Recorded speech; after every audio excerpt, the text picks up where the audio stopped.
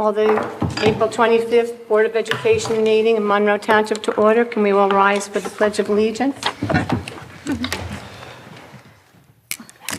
I pledge allegiance to the flag of the United States of America and to the republic for which it stands, one nation, under God, indivisible, with liberty and justice for all.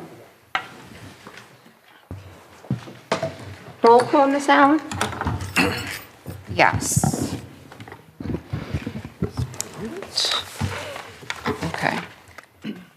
Ms. Alvarez? Here.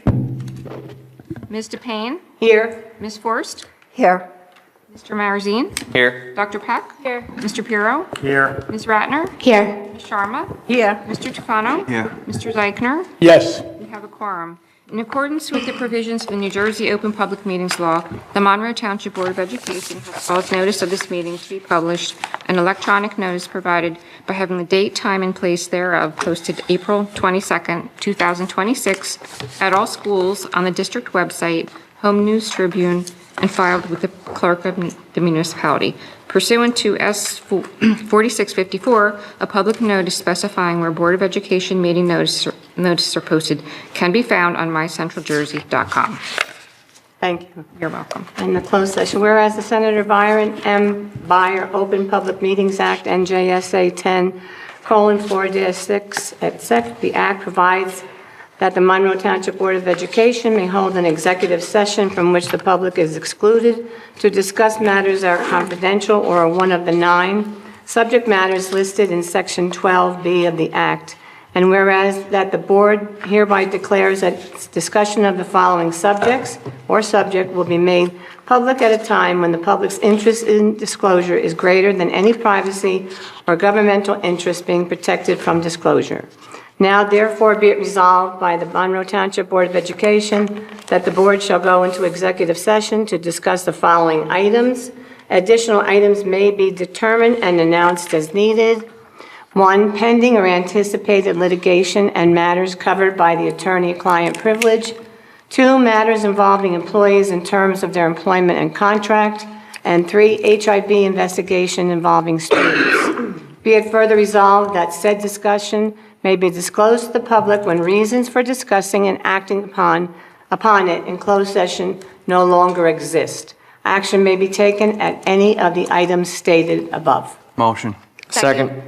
Is there any discussion with regards to that? I think so. We're closing this meeting, going into closed session for an hour. We'll be out by 7:15. Did we get a roll call? No. Or Oh, I'm a sorry. vote? Oh, I'm sorry. Oh, okay. Like an all in favor? A vote to go Why- into executive session. Oh, what's that? Sorry. Vote to go to executive session. I make a motion. Second. Okay. Let's say all those in favor. All those, thank you. All those in favor? Aye. Opposed? Abstained? Thank you.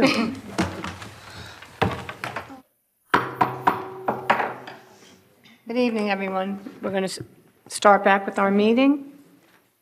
We're on number 6, the approval of minutes. First is the Public Board of Education meeting dated March 25th, 2026. Motion. Motion. Is there any discussion? All those in favor? Aye. Opposed? Abstained? Right. Next is closed session meeting, March 25th, 2026. Motion?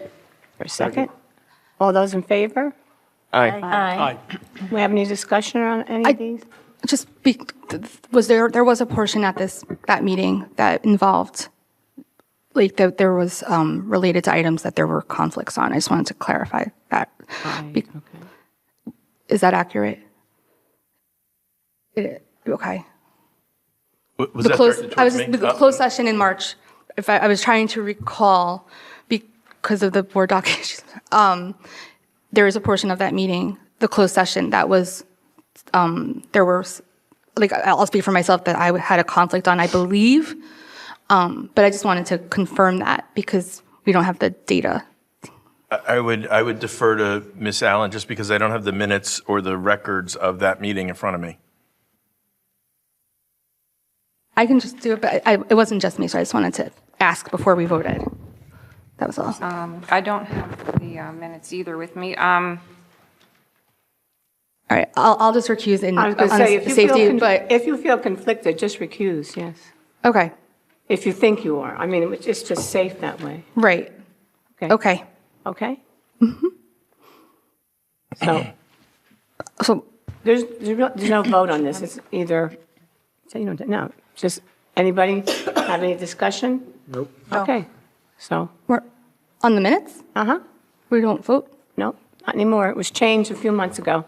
I got the information from our good friend Nancy that we were doing it wrong. So we Oh, just. okay, is we that just for closed session minutes? All minutes, I would say. Didn't we just vote on the other minutes? All in favor? All in favor. Yeah, all in favor, all opposed, yeah, and abstain. Right, I think what you mean is you don't have to do a roll call. Right, no roll call. right, yeah, No. yeah. No. But we have to okay, vote. Yeah, no, Okay. right, yes, that's. Okay. what- Yeah, I'm sorry, that's what I All right. meant, all in favor, and I said all in favor, all opposed. Right, so I will abstain on the portion Right, where conflict. yes. In the Secretary. closed session meeting In on the closed- March 25th, 2026. Okay, that's what I was trying to get at. Yeah, I got you. Okay, thank you. Next, we have our student board members report. Oh, you're by yourself tonight. Good evening, everybody. So we're going to be starting with Mill Lake Elementary School. The Mill Lake School experienced a vibrant and engaging month filled with student-centered activities, community events, and meaningful initiatives that reflect the strong school culture. As they approach their culminating macaroni and cheese domino challenge, the school community has been actively participating in Noodle Days every Monday throughout April. Staff and students have contributed boxes of mac and cheese while showing their spirit through creative, noodle-themed attire and activities. The students also participated in multiple unified gym days, fostering inclusion, teamwork, and school pride. They are proud to recognize Mrs. Toth, special education teacher, for receiving a $2,000 grant from the Monroe Education Foundation. On April 16th, Mill Lake, in collaboration with the Woodland School, hosted their second annual artwork show. Artwork from students in kindergarten through 5th grade was proudly displayed, highlighting creativity across both schools. Families enjoyed interactive art stations along with food trucks, ice creams, and cold brew. They rounded out the month with celebrating Earth Day on April 22nd with engaging activities focused on environmental awareness, and Bring Your Child to Work Day, where many little and big guests joined them for a day of learning, connection, and a celebratory pizza party. In Woodland, students and staff came together to celebrate Monroe Day with a variety of engaging activities that fostered school spirit and Monroe Township pride. Students attended an informative presentation from the NJ courts introducing them to the judicial system and civic responsibilities. Ms. Ehrman coordinated a Wounded Warrior Assembly for students, and the children gained a deeper appreciation for the sacrifices of service these people have made for the country and patriotism. Student artwork was proudly displayed at Mill Lake School for the combined Woodland Mill Lake Art Show. This gave family and friends the opportunity to see the creative and talented artwork the students have created. The PTO coordinated food trucks, creating a fun and festive evening for families. Students and staff donated $1 and wore pajamas to support the Monroe Township Police Department Unity Tour. The funds raised directly supported Team Monroe and their participation and promoted community connection. Students and staff celebrated inclusion and unity throughout Unity Spirit Week. In addition, the Monroe Township High School and Woodland Unified students had the opportunity to engage in fun activities which strengthened district relationships. The school celebrated Unified Week with thematic dress, which included a sensory-friendly, comfy, and of course, Falcon purple and gold. Woodland also celebrated with a visit from the high school's unified students, sharing activities and time together as a district unified team. For Barkley Brook, during the week of April 13th, Barkley Brook School celebrated Kindness Week, encouraging students to show kindness at home, in school, and in the community. Students recognized kind acts through drawings and writings that were displayed on the Great Big Spot of Kindness, earning an extra recess for filling the board. By the end of the week, kindness was shining all throughout Barkley Brook and beyond. On Tuesday, April 14th, Monroe Township's EnviroMobile visited Barkley Brook School, giving second grade students an interactive lesson on waste reduction and recycling. Students learned what items can be recycled, how to recycle properly, and why recycling matters through a fun, hands-on game. Thank you to the Monroe Township Department of Public Works for this educational and fun experience. Barkley Brook School participated in the Police Unity Tour fundraiser on Friday, April 17th. Barkley Brook students and staff were invited to dress in their pajamas and donate $1 to the Monroe Township police officers who are participating in the 2026 Police Unity Tour. April 23rd was Bring Your Child to Work Day. It was such a fun day to have the children of the staff members join Berkeley Brook students for the day. In Brookside, as part of Autism Acceptance Month, Brookside School celebrated with a unified week of respect. They had a week of themed dress days. Brookside School also had their Unified Spring event on April 14th. The students had a great time with all of the planned activities. On April 15th, the Enviromobile visited the third grade students. It was a tremendous and engaging learning experience for the entire grade. The main topics were recycling and doing what is best for the environment. Brookside will be having a student art show as well, displaying artwork created during the year on April 30th, so please come out. In Oak Tree, the entire school participated in a PJs for Police Day in which funds were raised for the Monroe Township police officers participating in the Unity Bike Tour. And they also recognized Neurodiversity Week with different themed days each day related to growing and blooming. On May 1st, they will have a Writing Celebration Day.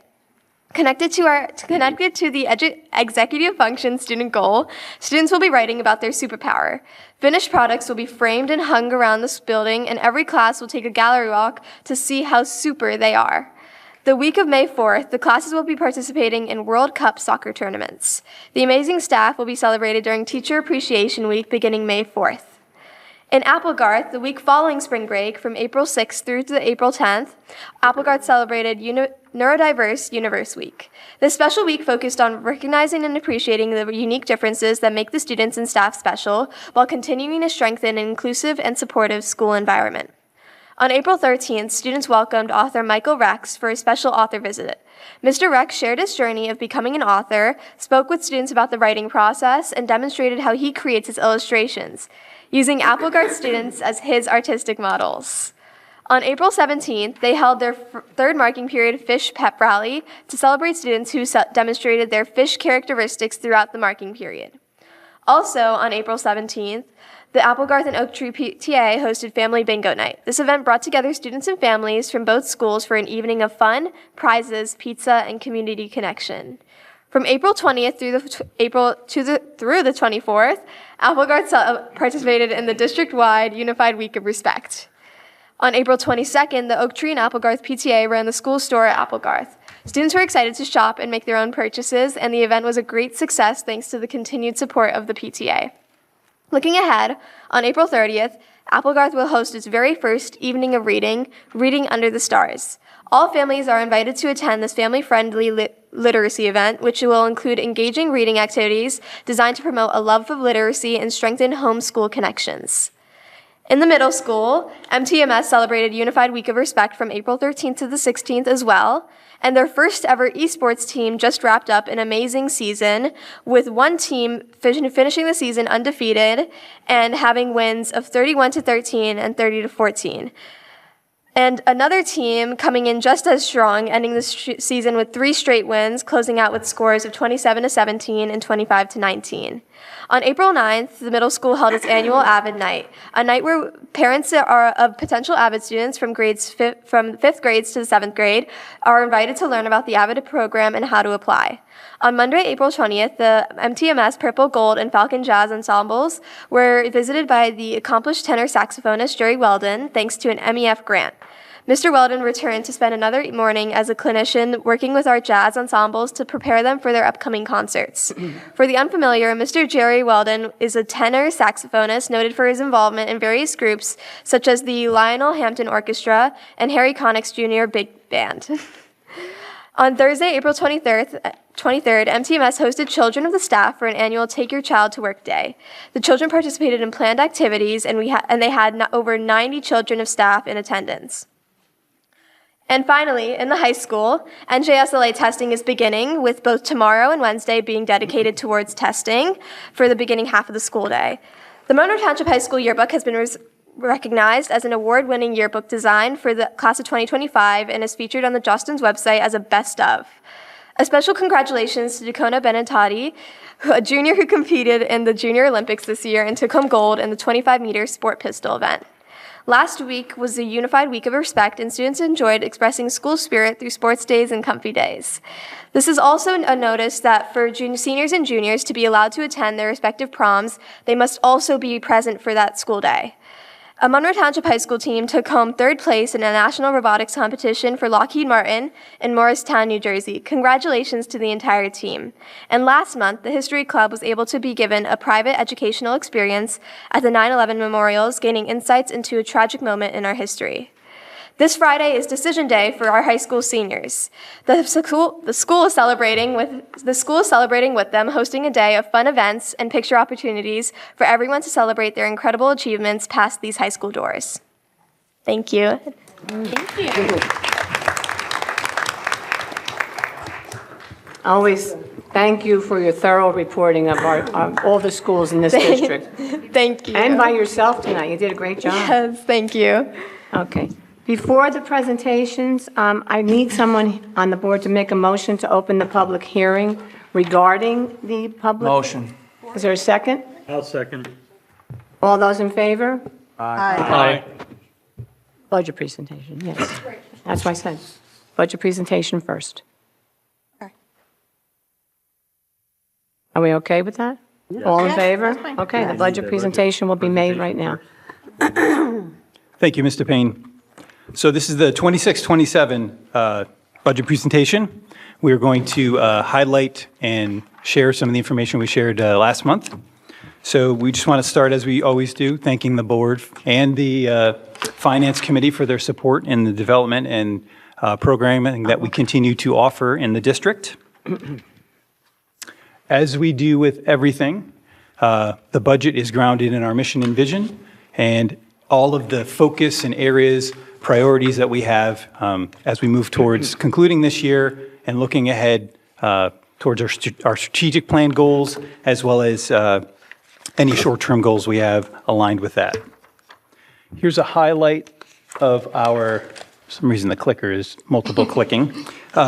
Here's a highlight of our budget timeline key dates. As we always do, we start the budget process even before the November timeline. We're already talking about next year as we sit here today. But officially, we look in November and December for budget defense rounds and preliminary budget rounds. We move through the winter. As we get into the spring, that's when we get some of our key information from the state, our health insurance providers and things. And we sit here today on April 27th with our Board of Education meeting and our budget hearing.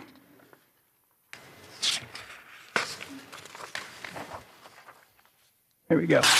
So in terms of key budgetary considerations, we had 4 areas of focus. The first one is establishing full-day kindergarten. Second one is New Jersey student learning standards.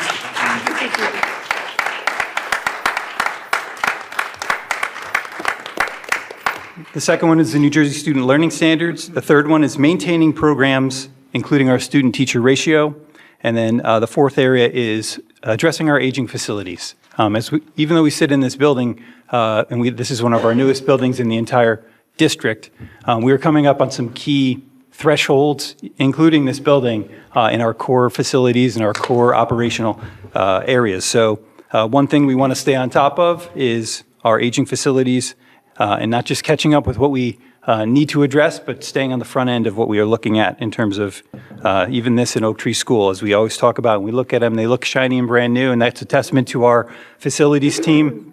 The reality is we need to keep that up and keep up with that.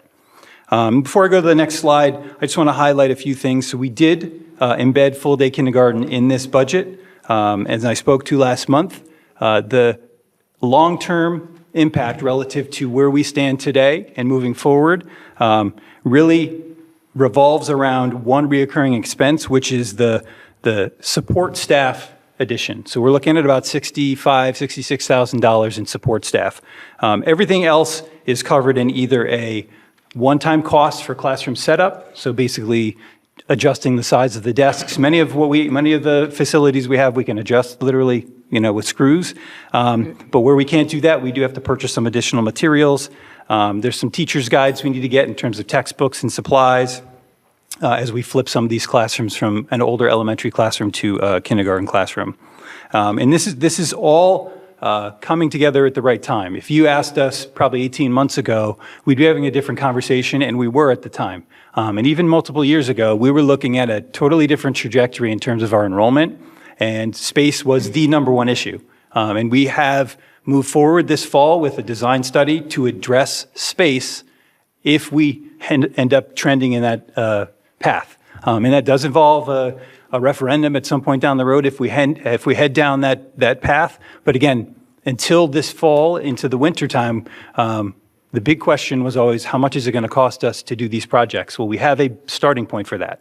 And that's a big ask of the district. Whether we need it 2 years, 5 years down the road, those projects are designed and they're ready to roll. They would just need to be updated with more current estimates and costs. So that is a big piece. And that's why we sit here with a different conversation than we were even, like I said, 18 to 12 months ago. With the space issue not the issue right now, we're looking at, as we consolidate classes, as we continue to address enrollment in sections in the other grade levels through enrollment, that frees up both teachers and classrooms so we can integrate the kindergarten classes into each of the primary schools. And as I said at the last meeting, we're not doing this at the and compromising the class sizes of the other grades. We're looking at what we would expect in a standard range for enrollment, both in grades 1 through 5. So again, we're moving staff around, we're reallocating classrooms, and again, it's not at the expense of our other students. We're still, in that sub 25. We're looking at 24s and 25s in grades 4 and 5. We're looking 21s and 22s in grades 1 and 2. So we're in that threshold where we're comfortable, and that's all with the current staffing that we have. We are not adding a full-time equivalent to address this. Again, we are just relocating and reallocating our existing staff. So that's something I wanted to highlight. Other things that we went through, and we went through a full budget process with this. We looked at transportation. The transportation department did an analysis on what is the cost of those midday runs. We're essentially cycling through the town twice to drop off AM kindergarten and then go around and pick up PM kindergarten. So what are the savings related to that? And we have that, and we can apply that to other areas where we may see a slight increase, whether that's, we don't anticipate it in the afternoon runs, but if we do actualize a little bit there, we can cover it that way, but we also can apply that towards one of the areas where we won't be receiving the revenue is through our ECE program. So we can, in theory, swing that money over towards and compensating for that potential revenue loss. So as we said, this is something that's been on the community's eye for many, many years, and it is a opportunity that we have in front of us that we can leverage with minimal impact compared to what we're operating with moving forward today. So I just wanted to highlight that as something that is included in this budget. The other piece that is a significant talking point, and this is not just Monroe, this is not just the school world, this is in everybody's lives, is the healthcare costs. And what I wanted to do with this slide is just show you from 23-24 to 26-27, the overall change in our healthcare total premiums was significant. We're pushing 60%. We're at about $39,300,000 for this school year. The total cost is outlined in the first part of that chart, but I think what's very powerful is the second section of that chart. So we're looking at, and this is a sample plan, there's multiple plans that are embedded in our health plan options. If you're a newer staff member, you don't have the selections that the legacy staff members do, and legacy would be anybody hired prior to 2020. So we are looking at, this is one of the higher end plans, a change from 23-24 of $44,706 for a family plan. It is currently $84,922. That's just under 90% change in healthcare premium. So our staff does contribute, and again, it's a complicated piece. If you're within a certain higher date, you're contributing a function of your salary, a percentage of your salary towards this. If you are a different higher date, some of the legacy employees, you're contributing based on your salary, a percentage of your plan. So it's all over the place, depending on where you are as an employee. But I think what this demonstrates is the tremendous increase in healthcare costs. And this is a specific example, a tangible look into what we are dealing with as we develop this budget. Now, some of the things we've done, And you've heard us talk about earlier in the school year, we were a part of the state health benefits plan. That is something, when we moved to it, it was absolutely the right move to do. We had a significant savings in our rate at the time. As the state health benefits plan in that program evolved, it became very challenging for the state to maintain reasonable increases. And what we did is we jumped on the first opportunity that we could to hop off that state train, in quotes, to become privately insured. And that's where we currently are today. We made that move starting February 1st. It was something we, towards the end of the end of the calendar year, we were in transition for. And that gives us a couple things. It allows us to get better data on our insured staff members. It allows us to be a better shopper because we have better data. We learned coming out of the state is they give some very general information.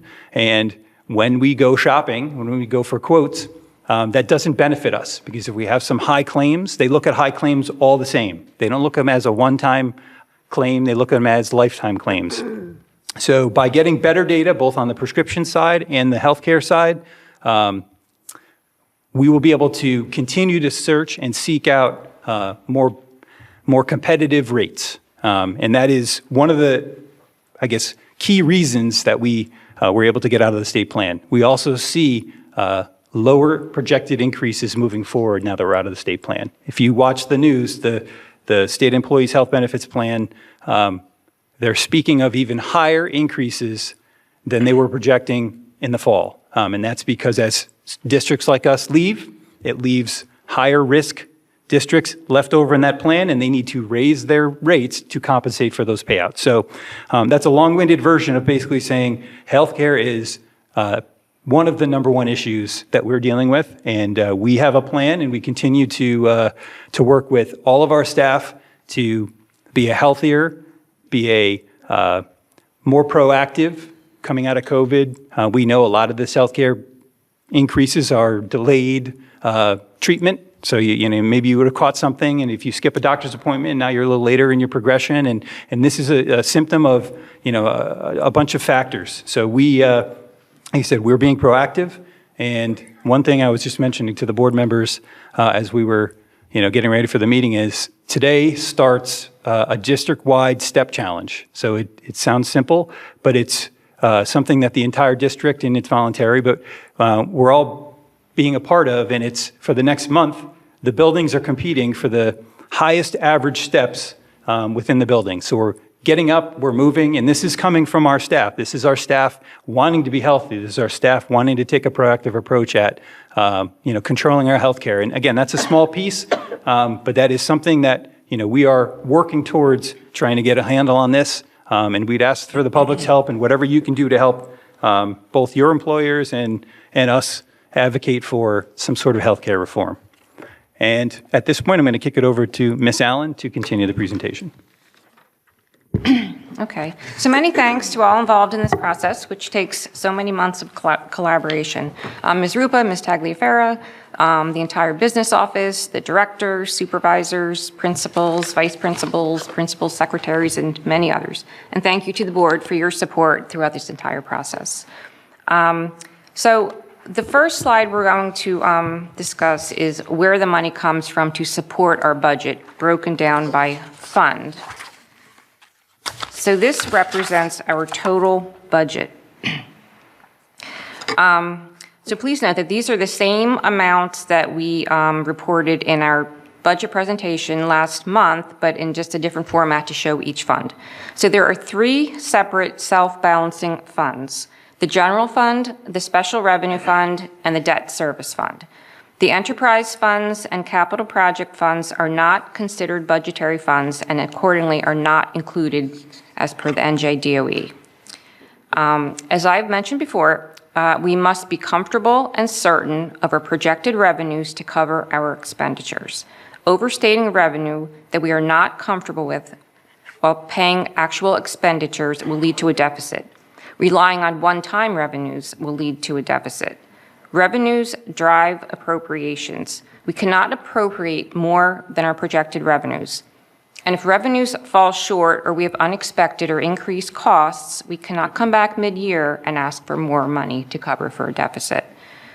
So looking at the general fund first, the general fund is our operating budget and covers our day-to-day operations. The general fund revenues total $160 million. Of that amount, $135.6 million, or 84%, is derived from the local tax levy. And I will talk about that calculation on the next slide. But it's important to note that this is the amount that the 2% tax levy cap is based on, and not the entire budget. State aid represents 7% of the general fund budget at $12 million, which we will talk about on another slide. Fund balance at $6.7 million represents 4% of the general fund, and this is our excess surplus from the 24-25 school year.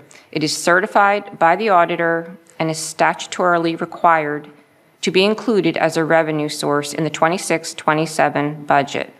So excess surplus is, we are only allowed to designate a maximum of 2% of our general fund expenditures as adjusted, as unassigned, undesignated, unreserved fund balance. Any excess that is not otherwise legally restricted, assigned, or designated is considered to be excess surplus and must be included as a revenue source in our 26-27 budget. The statutory minimum for the unassigned fund balance is 2%, and the county has advised that districts may not go below that amount. So 2% of our budget is derived from tuition revenue and includes tuition from both Jamesburg and our enrichment programs. Tuition from Jamesburg is budgeted at $4.3 million, and the enrichment programs are budgeted at $222,000, and include summer programs as well as after-school programs. Miscellaneous revenue consists of interest income, use of building fees, integrated pre-K tuition, athletic admissions, etc., and are budgeted at $850,000. Transportation fees from Jamesburg are budgeted at $256,000, and that is calculated and certified on our district report of transported resident students reported to the DOE. Transfers from other funds represents the anticipated Falcon Care excess in the amount of $25,000. And as Dr. Lehman mentioned, since we are anticipating the implementation of full-day kindergarten next year, that eliminates the need for the ECE program that has been in place for several years now. Federal aid, which is our semi-reimbursement, totals $77,000. And this is a federal program that reimburses districts a portion of the cost of certain Medicaid-covered services provided to Medicaid-eligible special education students. So the next column is a special revenue fund. This is where we account for specific revenue sources that are legally restricted to expenditures for specified purposes, and included here would be our federal and state grants. So we have been advised by the DOE to conservatively budget 75% of the current year award due to uncertainty in federal funding. This amounts to $1.2 million, which is primarily the IDEA grant. Title funds are included here as well. And it should be noted that we only spend what we get for these grant funds. If our grant award comes in less than anticipated, we would spend less. The last column shows the debt service fund. This is where we account for resources and payment of long-term debt, principal and interest on prior bond referendums which were voter approved. And as you can see, the revenue sources are the debt service portion of the tax levy and state aid amounting to $11.2 million. So the next slide shows the general fund tax levy for 26-27. Statutorily, we are allowed to grow our general fund tax levy by 2% each year plus any allowable adjustments. As I mentioned, the 2% increase applies only to the general fund tax levy and not the entire budget. As we all know, everything is increasing at a rate greater than 2%, and that is the challenge for school districts in New Jersey. So the 25-26 general fund tax levy is $125 million. 2% cap is $2.5 million. So without any adjustments, $2.5 million is the allowable tax increase to our budget. There is an allowable adjustment to our general fund tax levy for the increase in healthcare costs of $7.9 million. The healthcare adjustment, which is automatically calculated in the DOE budget software, applies to districts with a projected increase in healthcare costs exceeding 2% of the pre-budget year. The DOE calculated allowable adjustment cannot exceed the average percent increase of the state health benefit plan as determined annually by the Division of Pensions and Benefits. And that amount is 31.9% for 26-27. So the maximum adjustment is the 31.9% less the 2% or 29% increase over the prior year. This slide is probably the most important one because it shows the incredible impact of the record high healthcare cost increases that we are all facing that is completely beyond our control. These massive increases are simply unsustainable. As you can see, the healthcare cost adjustment is more than 3 times the 2% allowable cap increase. Without this healthcare adjustment, our total budget would be increasing 2.8% instead of 7.7%, or $4 million instead of $12 million. And that is just on one budget line item. So when we are asked why the budget is increasing above the 2%, this is the reason. So what has to fit inside the cap? Contractual salary increases, which are all above 3%, insurance costs, which are above 12%, utility costs, which are increasing in excess of 25%, et cetera. The next slide shows the general fund state aid award between the 2 years. So this slide has been updated to include the general fund state aid that is beyond the categorical state aid that we are awarded. We receive no equalization aid, which is based on district property values and income. The calculated local fair share is $192 million versus our adequacy budget, which is $121 million. Our 26-27 categorical state aid award totals $11.9 million as compared to the prior amount of $12.3 million. This reflects a 3% reduction in our categorical aid amounting to $369,000. Although the DOE increased all major cost factors, our enrollment is declining, which accounts for the reduction. Had our enrollment remained the same as the prior year, using the increased DOE rates, we would have seen an increase in our state aid of $461,000 instead of $369,000, a decrease. And that's a swing of $830,000. So it's important to note that our decrease was capped at 3%, and had it not been, we would have seen an additional increase of decrease of $19,000. And as you can see, the categorical aid per pupil is $1,935 for 26-27 and $1,895 for 25-26. We received an additional $500,000 for 25-26 allocated from the state budget, thanks to Senator Greenstein, that we cannot anticipate for 26-27. Extraordinary aid is budgeted at $397,000 and is application-based. So the next slide is where does the money go? Let me get back to that. So 49% of the budget is for direct instructional costs, which would be regular education, special education, related services, and tuition. Benefits for all staff are shown separately and amount to 25% of the budget. And that includes all the health insurance, vision insurance, Social Security, PERS, employer pension contributions, et cetera. 8% of our budget goes to facilities. And this category includes maintenance of facilities, custodial services, grounds care, and security. Debt service at 7% represents payments of interest and principal on bonds, and then transportation is 6%, et cetera. Next is, I'm not going to go through Schedule A because we just really covered that with the revenues, but you do have that available. Next is Schedule B, which shows the comparison of appropriations, and that is a whole separate schedule. Some of the main things in here, the increases and decreases. Under regular programs instruction, this is where we account for, under purchase services, the trailers that we had at the middle school, the removal of the trailers.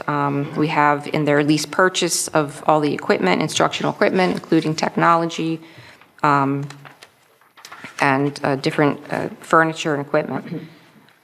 Also, we have technology license fees and software. So under the same section, you note that other salaries for instruction reflects an increase of 21%, and that's largely due to the additional instructional hours for the implementation of full-day kindergarten.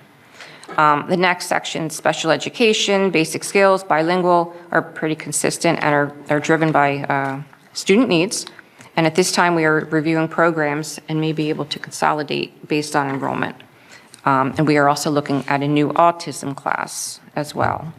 Enrichment and summer school, so this is based on current year revenues, and these programs must be self-sustaining, so if more revenue is realized, it would be offset by expenditures. Out-of-district tuition costs are increasing by over 6%, and it's actually higher because we use IDEA grant money as well to help pay for these costs, and these costs do not include the transportation costs. And I would like to mention that Ms. Varela and her staff does a phenomenal job of trying to keep students in district whenever possible, and that shows. Media and library services are decreasing by 5% because we are lease purchasing textbooks or library books this year. Operations and maintenance of plant services. So this section, as I had mentioned, includes 4 categories: required maintenance, school facilities, custodial services, care and upkeep of grounds and security, salaries, and that's it. So salaries of the non-instructional aides under that section include additional lunchroom hours for the full-day kindergarten implementation. Insurance costs are expected to increase by an estimated 12.5%, which far exceeds the 2% cap. And we are looking at 25% increase in electricity costs as well as 15% in natural gas, again, far exceeding the 2%. So as you know, we entered into an ESIP, which is an energy savings improvement program last year. This is a program that allows us to purchase upgrades to our facilities to increase energy efficiency and to use the future energy savings to fund the improvements. There is no cost to the taxpayers and no impact on the budget. We sold $12 million in refunding bonds last year to fund the project. We will pay back the bonds over 20 years with the energy and operational savings created, as well as the rebates and incentives received. The debt payment schedule is structured to align with the cost savings each year so that there's always enough savings to cover the debt, as well as extra savings to create net positive cash flow, and that has to be. This year, the $12 million ESIP project has been progressing nicely with the installation of LED lighting throughout the district, boiler upgrades, chiller replacements, etc. Solar will follow. The anticipated energy savings, operational savings, and rebates are reflected and are budgeted to cover the debt payments of the refunding bonds. So we would not have been able to fit that $12 million into our budget and to install these energy savings measures. This program allows us that opportunity while keeping the dollars in our budget. So while you see that there are 2 line items for principal and interest of the ESIP, several line items have been reduced by that same amount, giving us a net zero effect on the budget. And we've had multiple presentations regarding this from Honeywell, and they actually did a presentation last week at BG&T to update everybody on where we're at with that program and where we're going. So the next section, transportation. We had some savings due to full-day kindergarten, as Dr. Lehman mentioned. And we also are including 3 new buses, which will be lease purchased. And of course, the largest increase by far are the employee benefits, and we discussed that. Essentially, $7.9 million of the increase shown is offset by the healthcare adjustment. Capital outlay for 25-26, we have appropriated funds for design study for the full-day kindergarten, as well as HVAC upgrades at the elementary schools. And we have the $10.1 million Applegarth roof and HVAC projects, which were funded through the ROD grants and the township contribution, took place this year and are nearly complete now. The ROD grant projects are accounted for outside of the operating budget. This grant has been very beneficial to our district in allowing us to complete the Applegarth projects without any effect on our budget. The township contributed $5 million to these projects, and we could not have found that money in our budget, and would not have been able to secure the ROD grant without it, as we were required to fund 60% of the project. So we do appreciate that. For 26-27, we are budgeting $900,000 for mechanical upgrades at Mill Lake, Barkley Brook, and Brookside. We are also budgeting for an addition to our capital reserve fund. As our buildings are aging out, this will help to address capital needs to maintain our buildings so they are safe and efficient.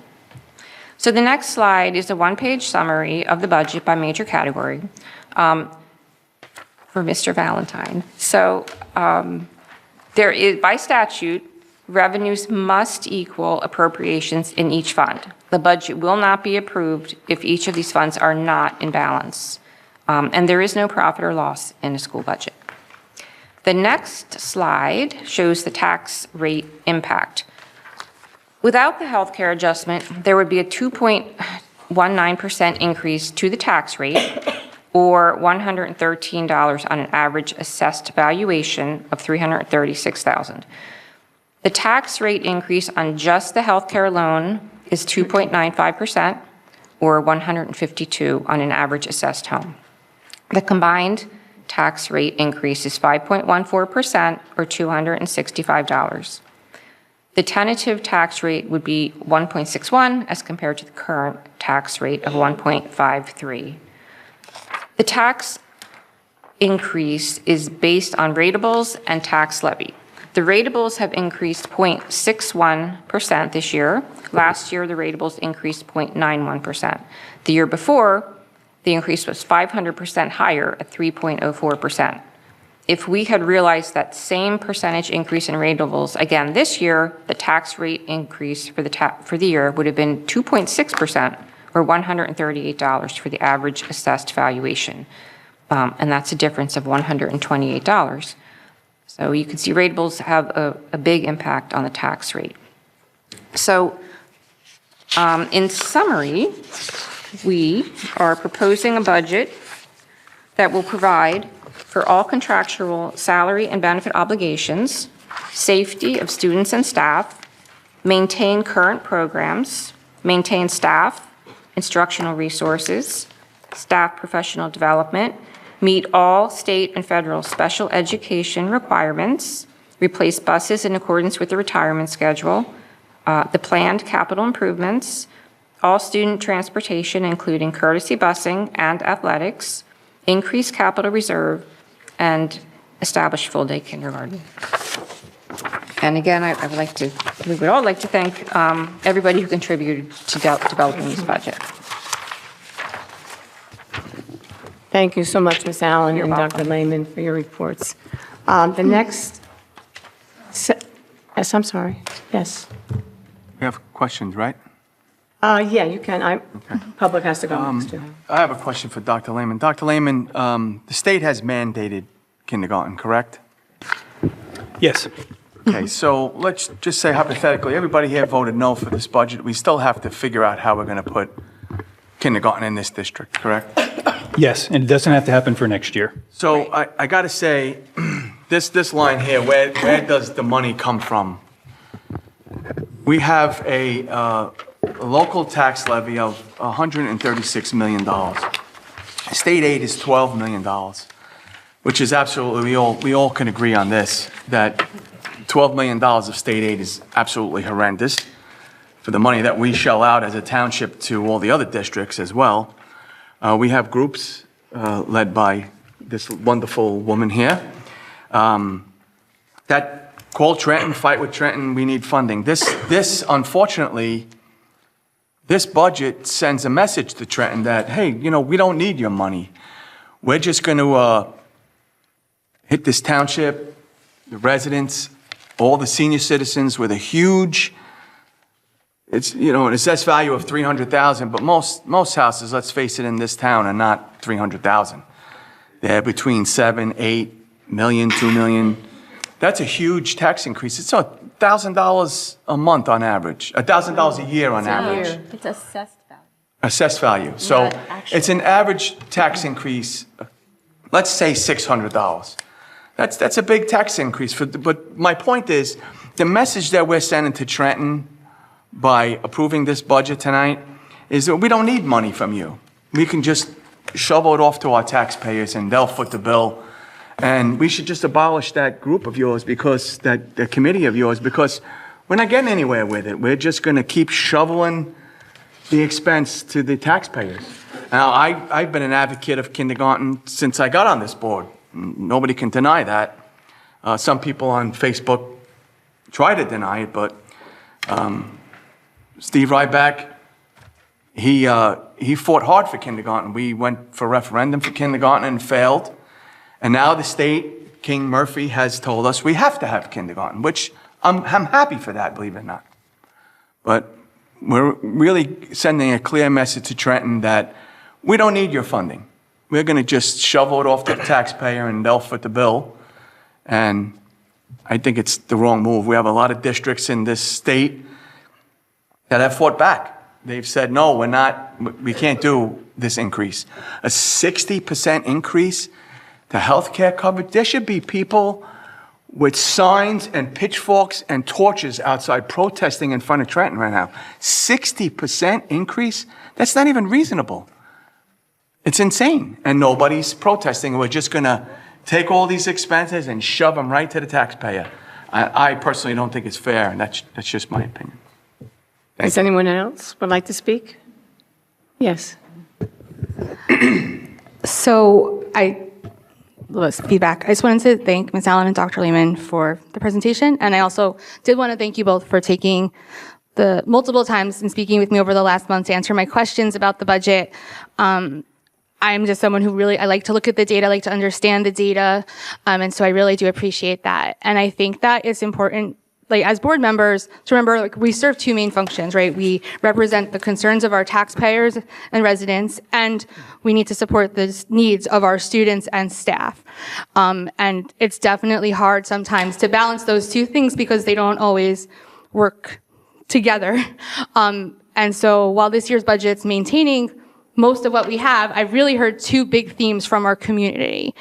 The first is that everyone is very excited to see full-day kindergarten implemented, right? This is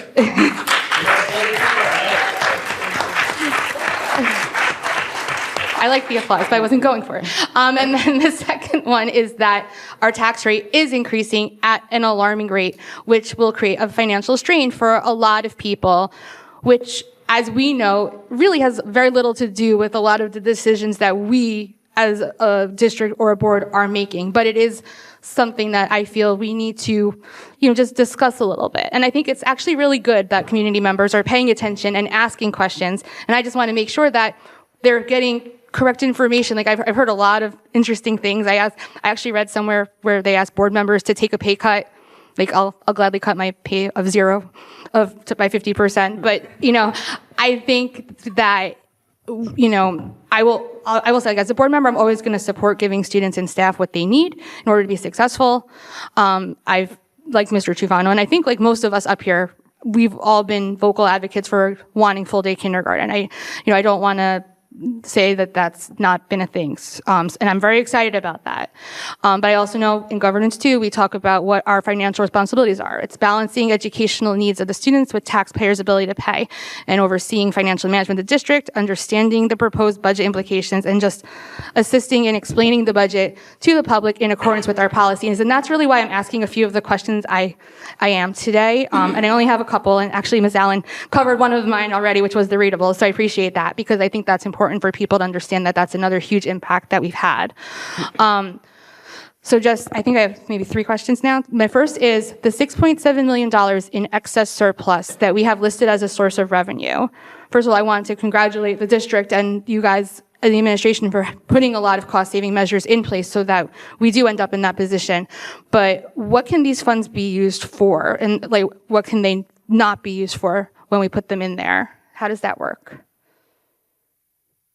Yeah, so they can be, although there's not a restriction on what you have to use them for.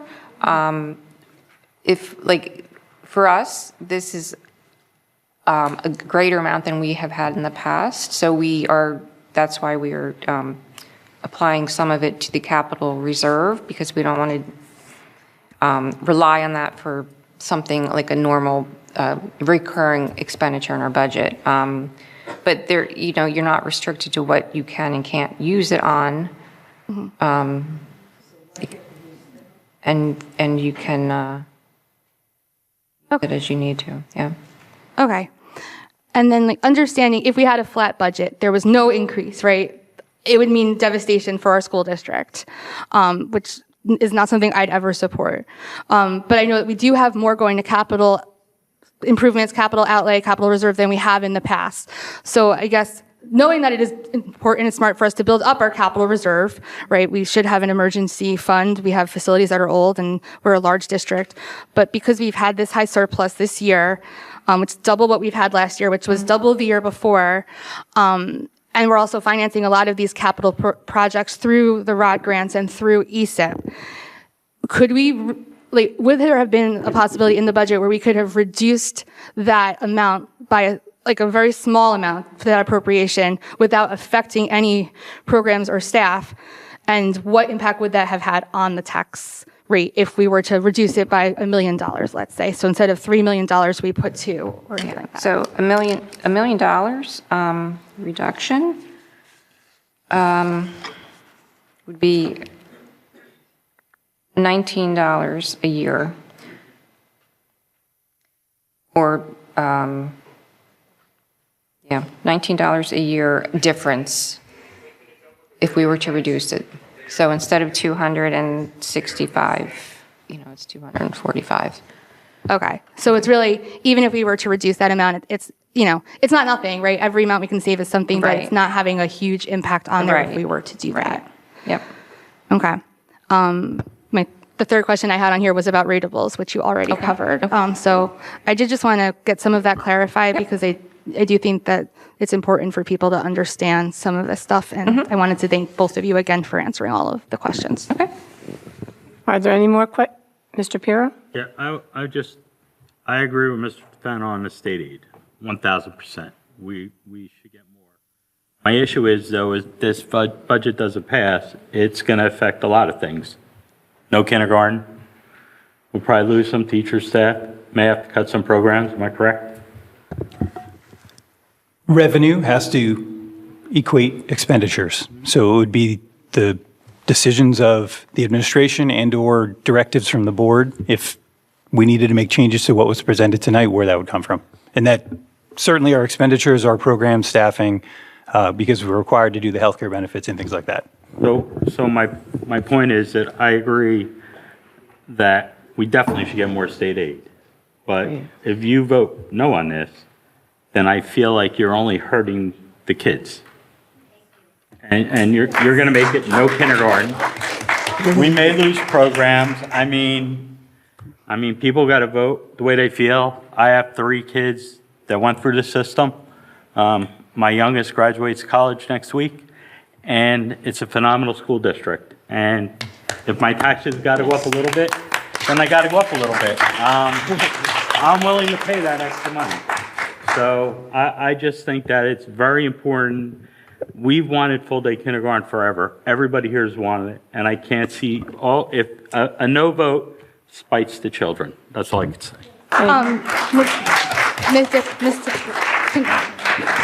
I just wanted to follow up on what he had asked. If there was a no, and I'm not even saying that's what I'm doing. That's not. But like, if it was a no, what happens? Does it mean that we use the same amount that we had last year? No kindergarten. Well, but that's what I'm asking. Does it have to mean that? We are required to submit a balanced budget. So if there would be a no vote, we would not leave tonight until we had a determination and a directive from why there was a no vote. We'd have to go back and reestablish. And if it was another type of correction, there would be an approval of the budget with whatever specific change would be embedded in it. But that would, most likely, it would be a no vote, and we'd have to go back to the drawing board and have another meeting at a future date. And you'd also have a CUSAC issue as well. Mr. Zeichner, excuse Thank me, you. Mr. Zeichner, and then Mr. Okay, so firstly, this is not a state program, a state problem. Increase in rising insurance costs is a national problem. That is where the problem is. And until we address that as a nation, and for us as a district to end the direction we're going as a board and providing the best educational service to kids would be the biggest mistake we could make. I mean, full-day kindergarten, we all know how important that is. We know how it affects kids. They do outstanding work as they go up the grade levels. We all know the research in that. We also know, and I looked this up, and it says very clearly, rising health insurance costs are a significant national problem in the United States, affecting affordability, access, and overall health outcomes across all income levels. Premium growth, the average annual premium for employer-sponsored family coverage reached nearly $27,000 in 2025. We knew last year this was going up. I mean, it was clearly indicated if you just look at that paper in terms of the rising cost. It's clear. It's going up. And it's going to continue, unfortunately, unless we put some brakes on it. How that'll happen, I have no idea. Well, I have an idea, but I'm not going to go there. Okay, without the expiration of enhanced ACA tax credits, individual marketplace premiums are projected to rise by an average of 18%. You know what happened to Obamacare. You know how much that has increased. And the coverage has been declined. You're having all kinds. Hospital systems. You're hearing that on television all the time. You folks know what's happening with the hospital systems. There's some of them are closing down because of that, because of insurance costs. So everyone here knows they're going up. So don't tell me it's a state problem, and don't tell me that we should go ahead and just, don't vote in the budget. Well, I'm not going to do it. I'm going to vote on the budget because that's the way to go as far as I'm concerned. But I thank you. That's mine. So I didn't tell anybody Mr. here how to Capano. vote. I didn't tell anybody here how to vote. Everybody has their own vote in this. No, I understand that. That's what this board is about. I understand that. My problem is, for years, I've been on this board 7 years now, and every year we complain and we complain about funding. If we got the proper funding from the state, which you agree, I'm sure most of us agree here, we get shafted by the state. That's a state problem. But it's not. It's not. That is ours. a We can't do state anything about it. problem. But it's all That states. is the state problem Peter, I'm all referring states. to. We can't, one at a If time. Okay, I we, apologize. if we got the state funding we deserve, if we got the state funding we fought for, we wouldn't have this huge tax increase.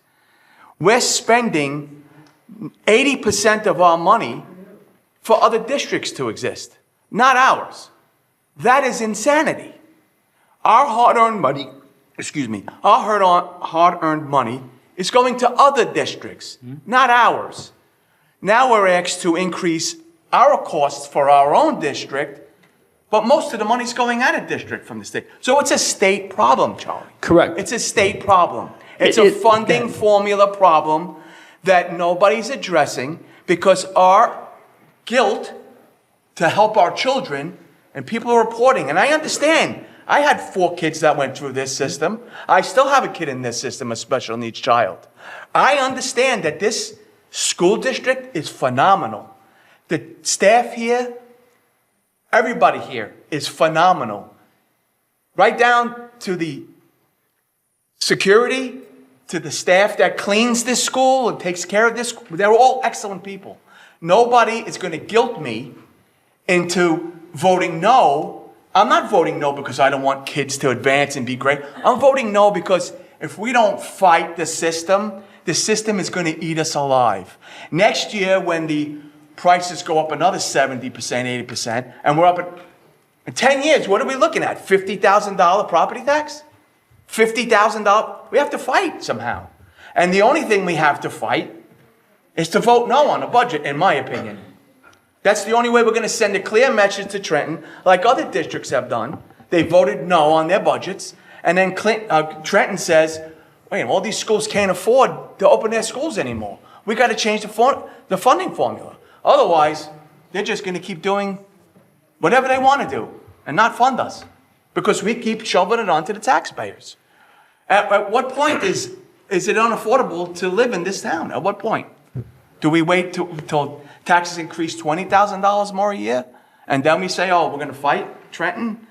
We're not doing enough, is what I'm trying to get at. We're not doing enough as a district, as a township. We're not doing enough to fight the people who are controlling our funding, who have our children's future in their hands.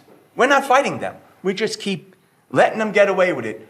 Linda Greenstein gave us $1 million how many years ago? 2. Last year she. Last year. Last year. Did she discuss giving us another $1 million increase? Did anybody ask her for it? We got 500,000 from her. 500,000. And as So we got specified for a kindergarten. 60% medical increase, and we got half the funding from her that we got last year. It's not logical. It's just, here, take 500,000 and shut up. Just give it to your taxpayers to pay the bill. That's what we're getting. It's not fair. And it's not fair to put certain board members who feel this way on the spot, trying to make us feel guilty, like we don't care about our kids. That's not the case. That's not the case. Can I Wait, just, wait, Ms. Ratner had her hand up next Okay. on this side, then I'll come to this side. Thank you.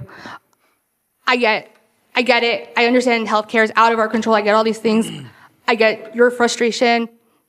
We're talking about our kids. I've got 3 kids still in the school. I have a first grader. I literally just went through this full day kindergarten thing.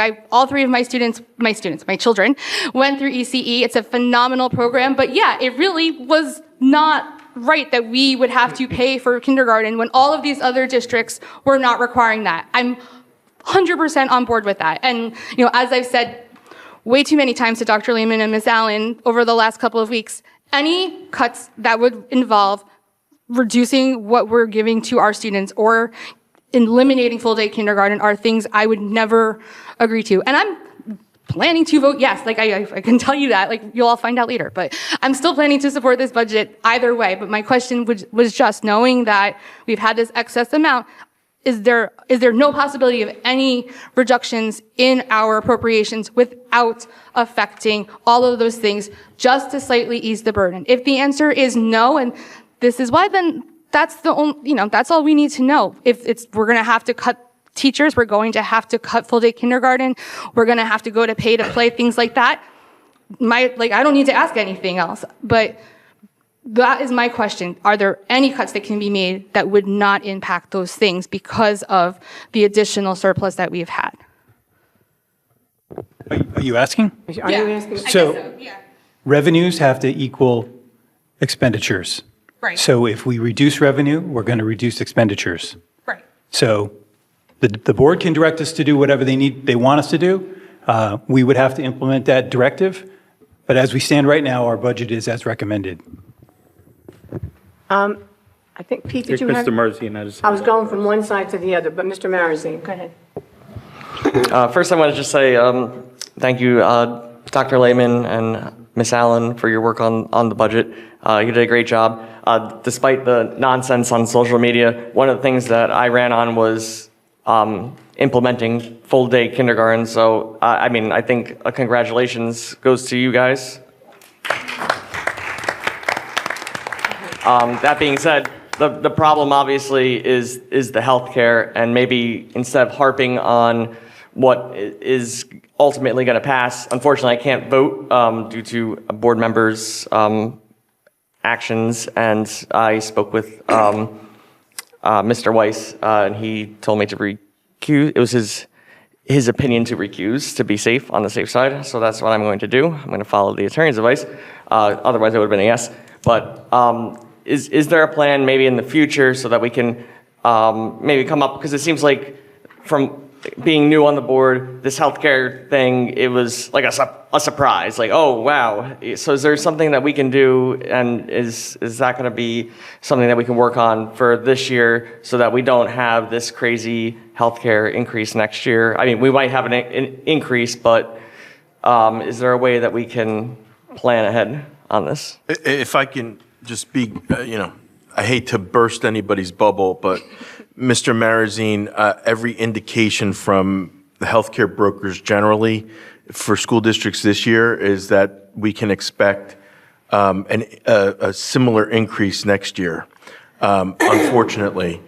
So I think to the extent you're planning for next year, the plan should have baked into it additional increases in health insurance, simply because that's what our experts are telling us is probably going to happen again next year. So I just wanted to give you that little piece, but to the extent that Dr. Lehman can address the rest of it, certainly. And I alluded to it a little bit, the subtle things that we're doing as a district, making moves to be a healthier district.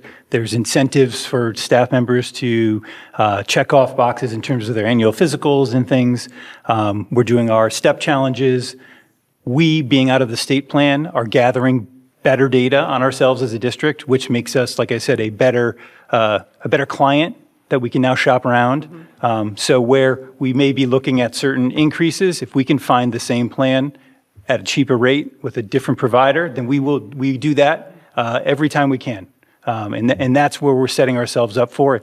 And unfortunately, the timing of the release of state aid, the timing of the release of the final healthcare figures does come in what seems like a mad rush as we pull the budget together, but that doesn't prevent us, and we are already in the process of looking at what next year looks like, what are some options and things that we could put out there in terms of adjustments and priorities and things, just to present options to the community, because that 100% is not sustainable.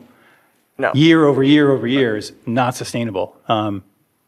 And we are in a unique situation this year where we can maintain everything we have, include full day K through maintaining what we have. But I can assure you that's probably not what we're looking at as we look ahead, specifically with, a 25, 30% increase in healthcare year over year over year. So we are proactively shopping around, getting the district set up to shop around. We're working as a staff to be healthier, to help our ratios come down in terms, and that's one of the key indicators for getting a better rate. So we are on our end being proactive and getting things in place so we can get the best rates possible. We'll look at other opportunities, whether it's self-insurance, it doesn't matter. We're going to shop around and we're going to do what we can do to get the best possible product for the most affordable price. Thank you. Can I just interject one thing? That's something that Dr. Lehman and Ms. Allen have been talking about for quite a long time, especially when they pulled us out of the state health benefits. We knew that could go up to at least 30 to 50% this year. We're not sure. But we're out, and if we get our rates better, health rate, then we can always look and change again. So that's something I've been hearing from them for like 6 or 7 months. So they are on top of everything that everyone is asking tonight and have been. I mean, we've had, I've called them quite a few times. They've, gone over things I didn't understand, and they're wonderful, and they're working so hard to keep us on pace. And like Mr. Zeichner said, this health insurance is a killer. So there's nothing we can do. But I just wanted to tell you, I mean, they're wonderful to work with, and they have the interests of all the community and the children especially at heart. So, I mean, I just had to interject that. They've been working hard. Okay, Mr. Zeichner? Yeah, I just want to make a quick comment because I don't want to pursue this, and keep going back and forth. I don't want to do that. But, this is not in any way what I'm saying is at all a reflection on you, Peter. I just want to make that very clear. The other piece of this is that this is an extremely complicated problem. You could tell me, we're doing our best. I mean, Dr. Lehman and the entire business have done a fabulous job trying to keep costs down and trying to come up with some other solutions or trying to find cheaper ways. But the problem is not going to go away. We're only fooling ourselves. And if we go ahead and vote no on the budget, that's not going to help it either, because the state, it doesn't, one district out of how many are here? 500 or close to over 600 districts, 620 some odd districts are in this state. And so if you take a look at all the other states, I mean, they're having all those problems. And I'll go back to, it's a national problem. The only way we're going to resolve it is they got to make some changes. There got to be some major changes occurring at the national level. That's where it has to happen. That's the only way you're going to do it. I mean, voting and everything else starts at the local level. Don't misunderstand me. Everything happens at the local level, communications. But the changes have to be driven at the national level, and you drive it downward. It's not going to happen all the time from the bottom up. Sometimes it's from the top down, and it is a problem. Not going to go away. That's why. Okay, I'll take two more comments from the board because we really have to move on. Yep. Ms. Forrest and then Ms. Sharma. Okay, because state aid has nothing to do with healthcare costs. Healthcare costs are national, just like Charlie said. But so voting no on this is not going to make any difference this year on, the budget. And it's not going to make, and the state aid is never going to be, there's never going to be a correlation between state aid and healthcare costs. The healthcare costs have to be addressed at a federal level, and yes, state aid should increase. Yeah, we've all been waiting for that for But years. it doesn't, Yes. it's not going to affect this budget regardless. No. Thank you. Ms. Sharma? Thank you, Dr. Lehman. Thank you, Ms. Allen. Very well done. Budget is excellent. I read every thing in detail. I was also thinking about it. Mr. Tufano is right. Pete is right. Everyone is right on their own part. Insurance problem is not only national problem, it's even international problem. Mm-hmm. Back home in India is also a problem of insurance. The rates are very high. So that to get something, you have to give something. We are getting kindergarten full day, which a lot of Hopi families are waiting for it. You have to give a little bit of raise in your taxes. Do I like it? No, unfortunately. But I'm thinking for the students also. That's right. For the families also. So that's all I have to say. Okay, thank you. Thank you all, board members. Now we're going to the public portion. We're going to accept comments from the public about the budget only. So if you'd like to come up and speak, please go up to the podium, list your name and the town you live in, and you have 4 minutes to speak your piece. Thank you. Hi, everyone. You did a great job. My name is Maddie Ryback, 23 Riviera Drive. I'm here today because I have taught all-day kindergarten and want to reiterate the importance of this program for our students. According to the NEA, National Education Association, research demonstrates that full-day kindergarten, though initially more costly than half-day kindergarten, is worth the expense. Full-day kindergarten not only boosts students' academic achievement, it also strengthens their social and emotional skills. Additionally, it offers benefits to teachers and parents. Teachers have more time to work with and get to know the students.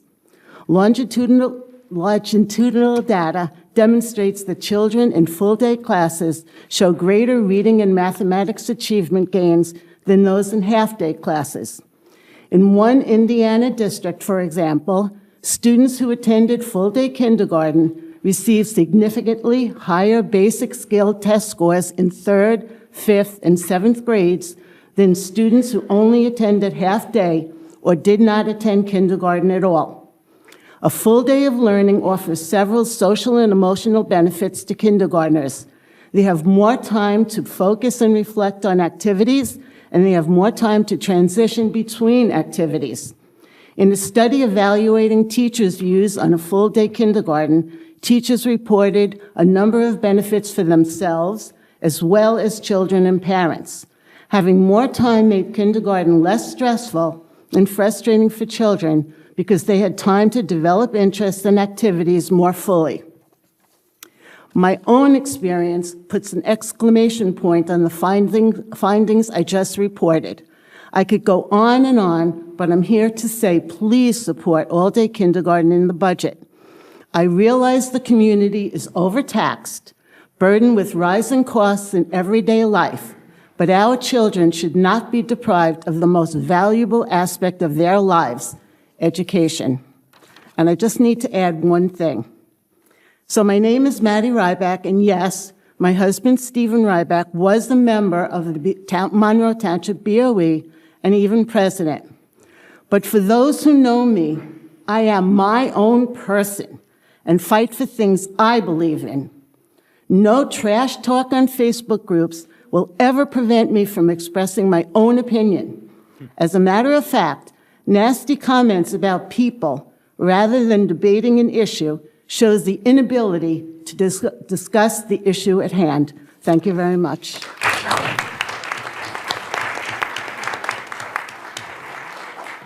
Thank you. Next. Hi. My name is Roberta Nelson, 145 Tournament Drive. I'm here tonight because as a retired teacher, I support critical and emotional I support a critical educational move toward all-day kindergarten. A significant advantage of such a program is the additional time it provides for academic learning. This allows teachers more time for hands-on learning and interaction. It also allows for improved continuity in learning, as there is no interruption of a midday dismissal. Children with special needs can benefit from the extended time and support provided by a full day, as teachers have more time to work individually and in small groups. Full-day kindergarten often includes ample time for play-based learning, which is critical for young children's cognitive, social, and emotional development. Finally, it is a logistical advantage for working parents who no longer have to juggle their schedule or pay for childcare. So vote to give Monroe's children a better chance to achieve their goals for a brighter future. And before I end, I have to say, I don't want to get political, but I do agree. The healthcare is a national problem. We on our local level are not going to solve it. So when you go to the voting booth, read a political platform and vote for those people who are going to help you reduce your healthcare costs. Thank you. Thank you.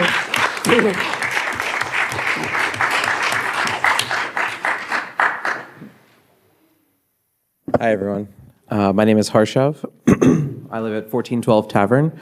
I appreciate all your time that you put into this budget. I know it took a lot of time out of, many iterations of it, and appreciate all the comments from the educators as well, because I think having their perspective on this topic, which is full-day kindergarten, is very important. As educators, they realize the benefit. I have a 4-year-old son. He'll be 5 next week, and we're going to go to Disney to celebrate. I know that he's going to benefit from full-day kindergarten, just for the reasons, and I'm not going to restate all the reasons, because obviously I think all of you know.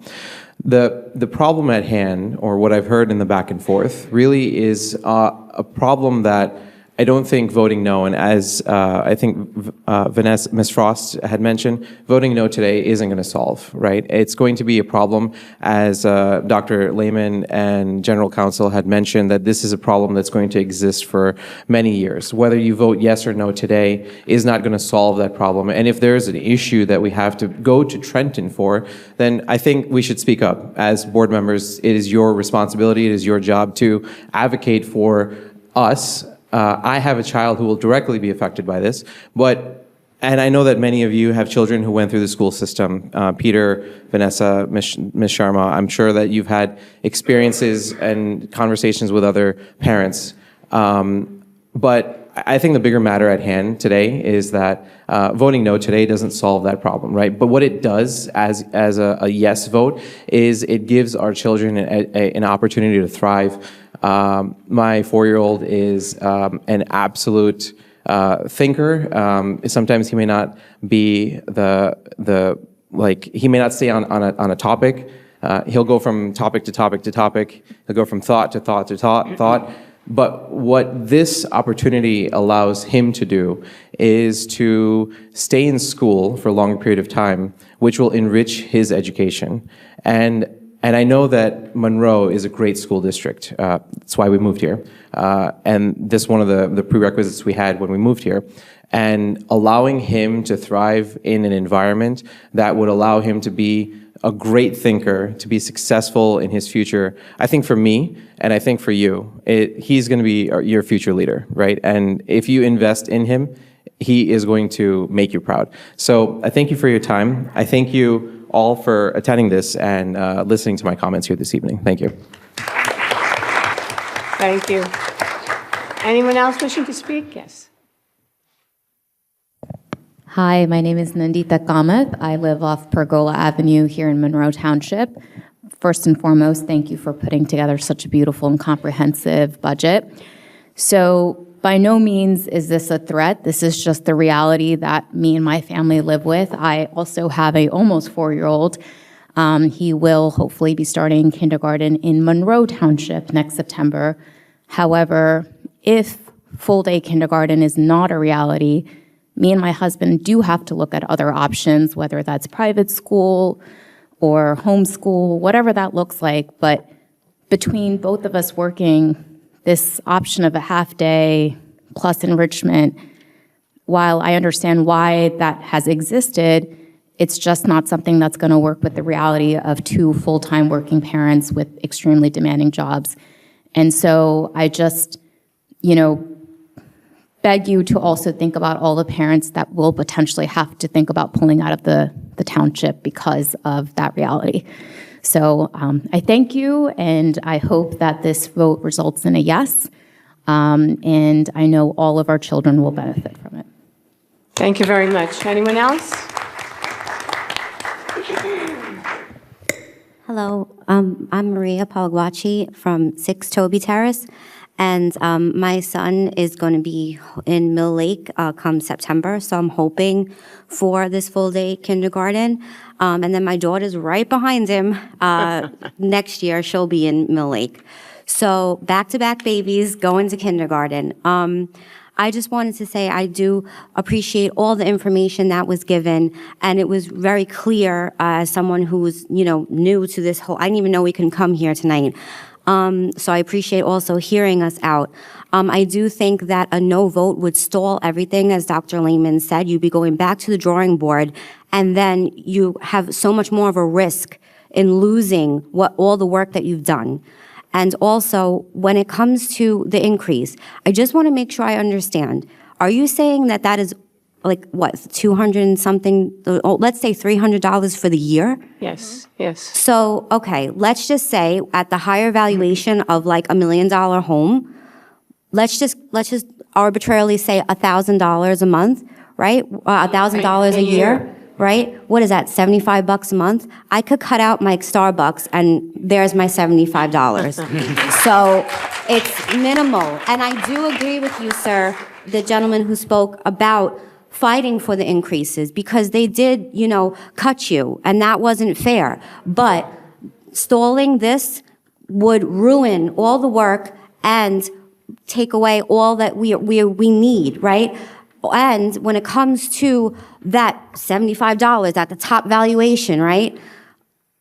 How much is that childcare going to cost when it comes to the, I'm no finance expert, but I just sat there and did math in my seat, just so I can understand, because I was like, is it really just $300 a year? And I totally understand what you're saying. It's not fair when it comes to having us assume, but we're willing to assume that because we trust all of you that you're going to get us the more funding because you're going to fight for that. I trust you. I have faith in you. And I know I see your face and you're saying, oh, she's crazy, because you've seen it for how many years that they keep telling you I that. don't think you're crazy, believe me. Well, I actually think that what you're saying is wonderful. Thank you. I appreciate that. And all of you had valid points. And I think I agree that fight for the more money, but stalling is only going to ruin, and voting the no is only going to ruin all the progress that you've made. So thank you for all your hard work, and yay for for kindergarten. Thank you. Thank you. Hi, I'm Sarah Aziz. I live in Monroe Township. Unfortunately, my kids are too old to benefit from full-day kindergarten, but I'm here as a matter of principle because I believe in the importance of early childhood education. I'm here to ask you to vote yes on this budget. I don't think anyone in this room is excited about higher taxes. I'm not, but I also think it's important to understand what's actually driving this increase. The reality is that healthcare costs have risen dramatically, and that is the primary factor in this budget. This is not unique to Monroe. It is happening across the state and across the country. So the question in front of you tonight isn't whether costs are going to go up. The question is, how do we respond to that reality? Because the alternative to this budget is not neutral. You've already heard what reducing it would mean: staff cuts, program cuts, larger class sizes. These are real consequences, not hypotheticals. I also want to briefly address the point that was raised about state aid. It was suggested that passing this budget would quote-unquote send a message to Trenton that Monroe doesn't need more aid. But respectfully, that's not how school funding works in New Jersey. State aid is determined by a formula based on enrollment, property wealth, income, and the state's calculation of a district's ability to pay, not whether a town raises taxes in a given year. Monroe receives less aid because the formula classifies it as being able to fund itself, even though we feel real pressures like rising costs, a large population on fixed income, and declining enrollment. Voting down this budget will not change that formula. It will not bring in more state aid. It would only result in cuts, while the underlying funding issue remains exactly the same. But I also want to focus on what this budget does. For the first time in years, Monroe is not just maintaining services. We are expanding opportunity. This budget includes full-day kindergarten, and that matters, not just for the convenience, but for equity and educational outcomes. Right now, full-day kindergarten is something families can access privately, but others cannot. This budget changes that. It gives every child in this community the opportunity to start school on a strong footing. I also want to point out something important. 2 years ago, this community supported a tax increase just to maintain existing services. This year, you have the opportunity to both protect what we have and finally move forward. I understand that there are suggestions to reduce the budget, but I would respectfully ask the board to be honest about what that means. There's no version of this where you reduce the budget and nothing else changes. If the levy is reduced, the cuts will come from staff, programming, and services, and initiatives like full-day kindergarten will be at risk.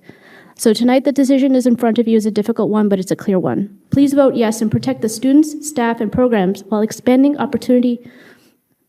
Thank you very much.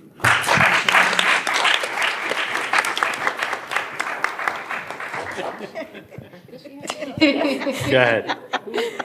Hi. I felt like it would be better to come up here and speak. My name is Tiana Patel. I live at 15 Dominic Drive in Monroe Township, and I'm a current senior and about to graduate and go to college this year. So I've gone through the school system, and I know how it operates to, I guess, a more personal level. And I can say that the full-day kindergarten that we're planning on implementing, I loved my half-day kindergarten experience, but I can affirm that this will definitely enrich their experiences, especially talking to my kindergarten teacher like this past month and seeing how much she enjoys her job and just like wanting to better the students. I think that's one thing that we really need to thank you so much for that. But also, I want to just bring up a point that was made earlier about how we only received $500,000 from Senator Greenstein this year. I think it's important to note that even if our budget is stretched, but it's also our state budget that is also becoming even further stretched this year. We've lost almost $2 billion in surplus that we normally have in the budget. And I remember speaking on it last year because there was an opportunity to get some more money from a cell phone ban in our school district. So I do look at the state budget, and I think that it's important to note that part of the reason that we only received $500,000 could be the fact that our state cannot give up more money than it has, because otherwise it will enter into what I believe Ms. Allen was talking about, a structural deficit. in our state, which would then hurt all of us combined because our school funding formula wouldn't be able to be met. And this funding formula is something that I agree with Mr. Tufano needs to change, but it's also a part of being fundamentally sort of placed into the fact that we have to get our revenue from taxpayer money almost entirely, and that's part of our school funding formula that has been implemented since 2008. And because it's so outdated now, it's something that needs to change, but it can't just happen overnight through one school budget rejection. And I know that we should be acting more as a sort of whole state movement and getting out there, but that's something that you guys have to work on within the school boards and talking to the School Board Association of the state and talking to the executive director and sort of leading that movement outside of just Monroe. And I'm kind of just saying that it's something... We want you to do it.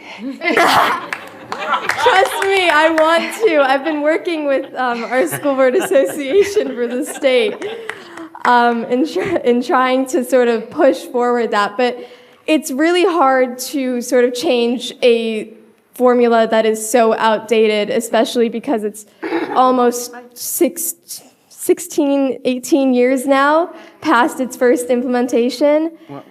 And it's becoming a point where unless we can get rid of the fact that property taxes are an important part of our school budget and our state funding formula, unless we can change that entirely, our taxes will rise, and it's something that we'll have to face and conquer another day, but it can't be for this budget. I urge you to vote yes, please.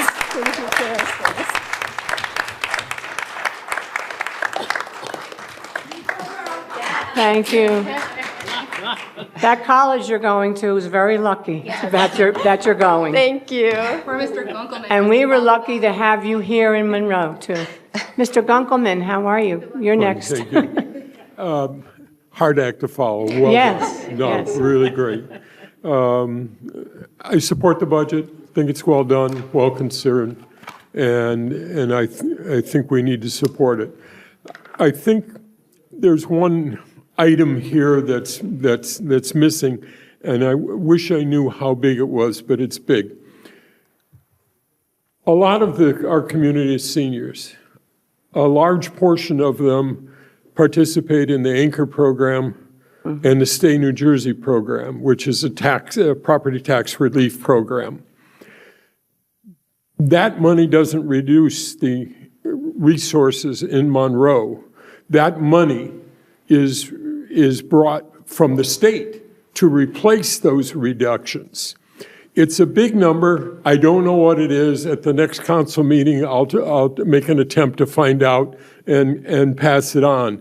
But the idea that there's no state money coming here is kind of neglecting that one piece of very significant reality of what's going on. But what the previous speaker made very clear, the formula is just out of date and needs to be addressed, and we should push our politicians to make some progress on it. Thank you. Thank you very much. Is there anyone else wishing to speak?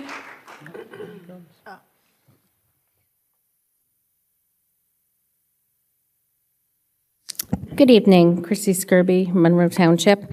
I want to say thank you to Dr. Lehman and Ms. Allen for all of the work that I know goes into putting the budget together. But one thing that has been, I guess, mentioned several times this evening is that if there were any cuts to this budget, full-day kindergarten would go away. And I have not heard the administration say that.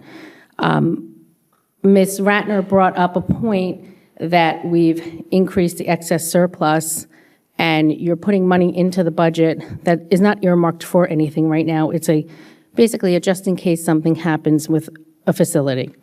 And I think that number was $2 or $3 million that was said. That is where I believe a lot of people that have been raising concerns about this is coming from. Nobody's saying don't have full-day kindergarten. What we're saying is be responsible. Do the budget to what you need today. You don't need to keep padding up reserves and putting money away for a just in case. If this budget is reduced, you can reduce it there, and that will not take away from kindergarten. And perhaps maybe, $37 or $67 or even $100 to somebody might not mean a lot, but to some of our seniors who can't afford their prescriptions and are on a fixed budget, that is a lot. And we need to be mindful of that. Nobody's saying don't have full-day kindergarten.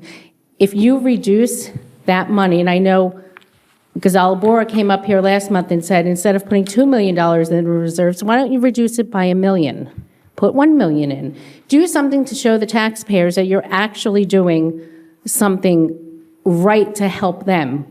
We're not saying, nobody's saying don't have full-day kindergarten. And I think what Mr. Tafano was getting at was that in these districts that have the same type of issues that we do, you see their boards of education pushing back on their budgets. You see the members of the community coming out and pushing back, and their elected officials are getting involved. Their elected officials are going to Trenton and getting them more aid. And that's the problem. They're saying, no, we're not going to pass it to our taxpayers. Go on and Google it. It's all over the state. Edison's going through it, East Brunswick's going through it, Howell's going through it, Brick. They have all of their legislators writing these long articles and going and pushing for their districts. What about Monroe? We don't see hide or hair of Senator Greenstein in this town during this time. She's not running for election this year. She doesn't need to come here. It's not okay. And I think that's what Mr. Tafano was saying, because I sat on this board for 3.5 years. I was the board president, and when we pushed and went to council and wrote to the mayor and pushed Senator Greenstein's office, yeah, she came through with $500,000. That when we said we needed a couple of million to start kindergarten, she said, well, like Mr. Tafano said, here's 500, go away. And she hasn't been back.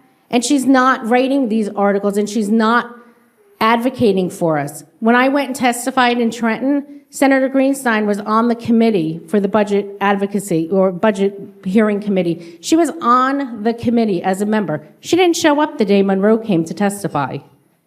It's not okay. And I think that that is exactly what Mr. Tafano was getting at with his comments, that nobody is fighting for Monroe.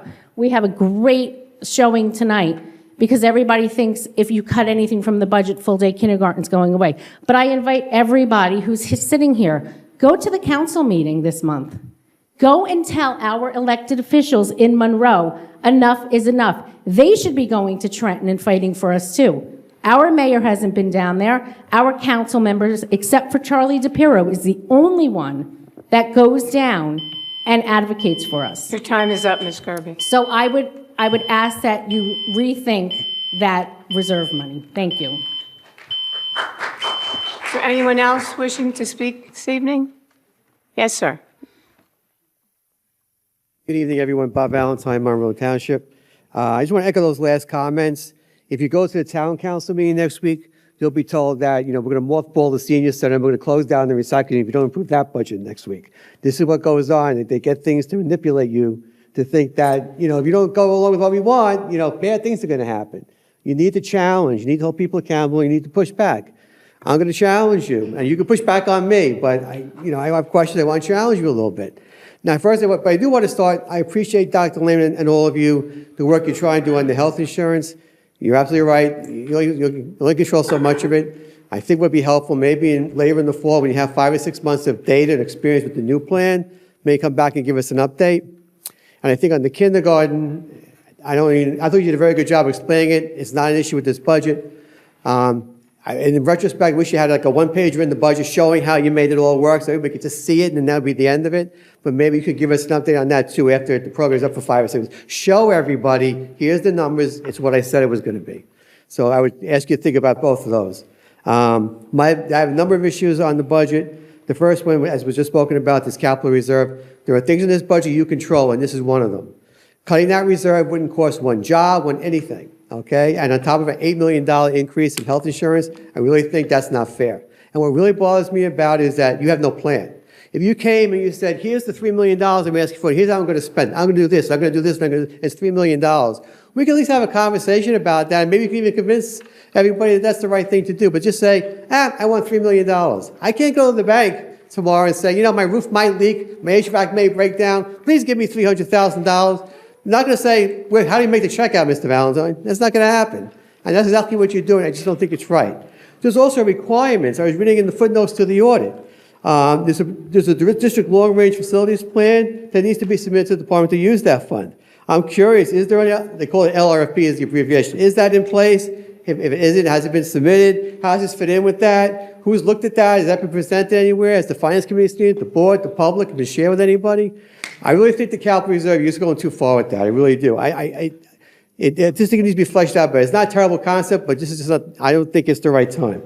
I also noticed on the expenses, I was looking at the audit, and it's kind of baked into the budget indirectly, but in the audit report, Exhibit A2, last year's audit that was just issued, plant operations and maintenance went up 10%. Patient transportation up 11%. Those are very big increases. And they may be perfectly legitimate, but I think that should be something that's explained and touched upon as part of the budget, because it's milking its way into these numbers. It doesn't look too bad budget to budget, but the spending has gone up in those areas quite a bit. And again, it may all be worthwhile, but I think it's something that should be explained and touched on. Last thing, 1 minute, great, I have a minute still. In the audit report, one of the things I always try to do is compare the way the budget's laid out with the audit. And some of the headers for expenses in the audit report and the back schedules are really hard to find. They're really hard to understand. Other support services, student-related services. Other support services, students regular. Other support services, students special. Ms. Allen, when you lay out the budget, you have very clear explanation about what everything is. These audit explanations are very vague. It's almost impossible. You pull your hair out trying to relate the budget back to the audit, because you want to see what's the actual spend versus what you're asking for. So I would ask you to work with the auditors for next year and see if we could have a little bit of clarity on some of those headers so it's really clear what's what. Yeah, that is prescribed by the state. We have to use, the auditor has to use those. Can you put anything in brackets numbers. next to it to say what? Can you put something in brackets or notes or the footnotes somewhere? Maybe some other place you could disclose as an item at the bottom? Something to help people understand, because I know you don't talk like that, folks, you don't talk like that. Right. There should be something that can work out to get it across, even if you can't change the actual structure. I just ask you to take a look at that. It is definitely a chart of accounts that is adopted that we have to follow, and we have no choice. I also want to mention, all right, FTEs, in the back of the audit, there's a schedule on FTEs. It's not a schedule of body count, head count, no, FTEs. There's a lot of good information in the back of that report. You should all be looking at it. Thank you, Mr. Valentine. Thank you. Okay. Could I just say something? I have a question. Yes. So I think we talked about this before. If we took away $1 million, that equates to $19, correct? A year. Mm-hmm. Great. So if we do the $1 million, you're saving $19. If we do the $2 million reserve, and we know, I'm chair of Building and Grounds, that Mill Lake's going to need a roof. We've been putting that off. We have other facility needs that this building is getting antiquated now. It looks great, but the air units and everything else are starting to go. So what do? We have no reserve. Something breaks. We can't fix it. So to save $19 to me is a joke. But everybody's got their own opinion. If nobody else has anything to say, I'd like to close the public port. One more?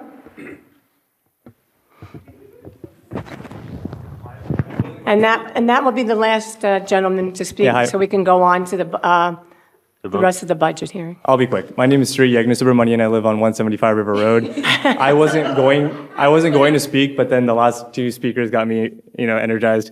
So when I think of a rainy day fund, I have a 4-year-old, I have a 2-year-old. And when I think of a rainy day fund, I'm not saying I'm going to use that rainy day fund on this thing. I'm saving because I'm worried about what I'm going to do when my kid needs something. And I save that money in anticipation of that need. I think it's very responsible that this board thought about that. And so that tomorrow, there might be a leak in that school that my son's going to go to, or a broken playground, and it might have need to get replaced. And I hope you'll have the funds to do that. And I thank you for thinking about that. Okay. Another piece of this that I thought was interesting was the concept of a symbolic gesture. Symbolism only goes so far. If I was going to take out $1 million for a symbolic gesture, it should have some meaning, because tomorrow my son needs to go to full day school. Me and my wife work long days. I heard another individual talk about what would happen if their kids couldn't have a full day kindergarten. Well, just like them, we would leave. And couples like us that are young and want to bring our families up here because we thought it was going to be a good town, a good district, who leave will not contribute to your taxes. So the symbolic gestures are nice, but there's an immediate need now. And it's a bigger symbolic gesture to say that we're going to do something that brings impact now and continues your long-term revenue for couples like me and the other ones that spoke who want to stay here because we believe in the township that believes in our kids. I'll leave it at that. Thank you. Thank you. Can I have a motion to close the public portion of the? Motion. Is there a second? All those in favor? Aye. Aye. Opposed? Abstain. Ms. Allen will now read the resolution for the budget. Okay. Be it resolved by the Monroe Township Board of Education that the 2026-27 general fund budget be adopted in the amount of $160,411,874 and a general fund local tax levy in the amount of $135,602,106 and a special revenue fund budget in the amount of $1,229,501 and a debt service budget in the amount of $11,255,437 and a debt service local tax levy in the amount of $10,975,494. Whereby the 2026-27 budget totals $172,896,812, and be it further resolved by the Monroe Township Board of Education, include in the budget the appropriation of surplus in the amount of $6,703,125. Be it further resolved that the Monroe Township Board of Education includes in the budget the adjustment for increased costs of health benefits in the amount of $7,939,427. The additional funds will be used to pay for the additional increases in health benefit premiums. Be it further resolved that included in the general fund appropriations is $2,090,000 for deposit into the Board of Education's approved capital reserve account for future funding of capital projects. Whereas the Monroe Township Board of Education has been notified of state aid amounts, and whereas such state aid amounts are for 2026-27, the categorical special education aid is $7,132,661, and for 2026-27, the categorical security aid is $985,227, and for 26-27, the categorical transportation aid is $3,821,065, and for 2026-27, the debt service aid is $279,943. And whereas the Monroe Township Board of Education has estimated a state aid amount pursuant to application, and for 2026-27, the estimated extraordinary aid amount is $397,484. And whereas policy number 6471 and NJAC 6A:23A-7.3 provides that the Board of Education shall establish in the annual school budget a maximum expenditure amount that may be allotted for travel and expense reimbursement for 2026-27 school year. Poor Laura. No. Okay. I take the hint there. All right. Now, therefore, be it resolved that the Monroe Township Board of Education hereby establishes the school district tax travel maximum for the 2026-27 school year at the sum of $165,500. And be it further resolved that the school business administrator shall track and record these costs to ensure that the maximum amount is not exceeded, and be it further resolved that members of the Monroe Township Board of Education authorize and approve a transfer of $25,000 of anticipated retained earnings from the proprietary Falcon Care program as a revenue source in the 26-27 general fund budget. Now, therefore, let it be resolved, the acting superintendent of schools and the business administrator board secretary file the required documents with the executive county superintendent. I need a motion. Motion. Second. Is there a second? Second. Thank you. Do we have any discussion? Further discussion? Nope. Roll call, Ms. Allen? Yes. Ms. Alvarez? Yes. Ms. Forst? Yes. Mr. Marazine? Recuse. Dr. Peck? Yes. Mr. Pirro? Yes. Ms. Ratner? Yes. Ms. Sharma? Yes. Mr. Tufano? Yes.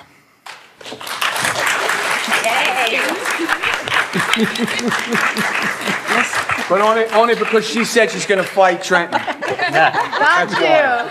I'm holding you to it. Not just gonna read stuff about the schools Trust now. me, I'm holding myself to it. to her. Okay, we've got to stop conversations on the board up here, so let's continue, please. Mr. Zeichner. Yes. Ms. DePayne. Yes. Motion passes. Thank you. Yes.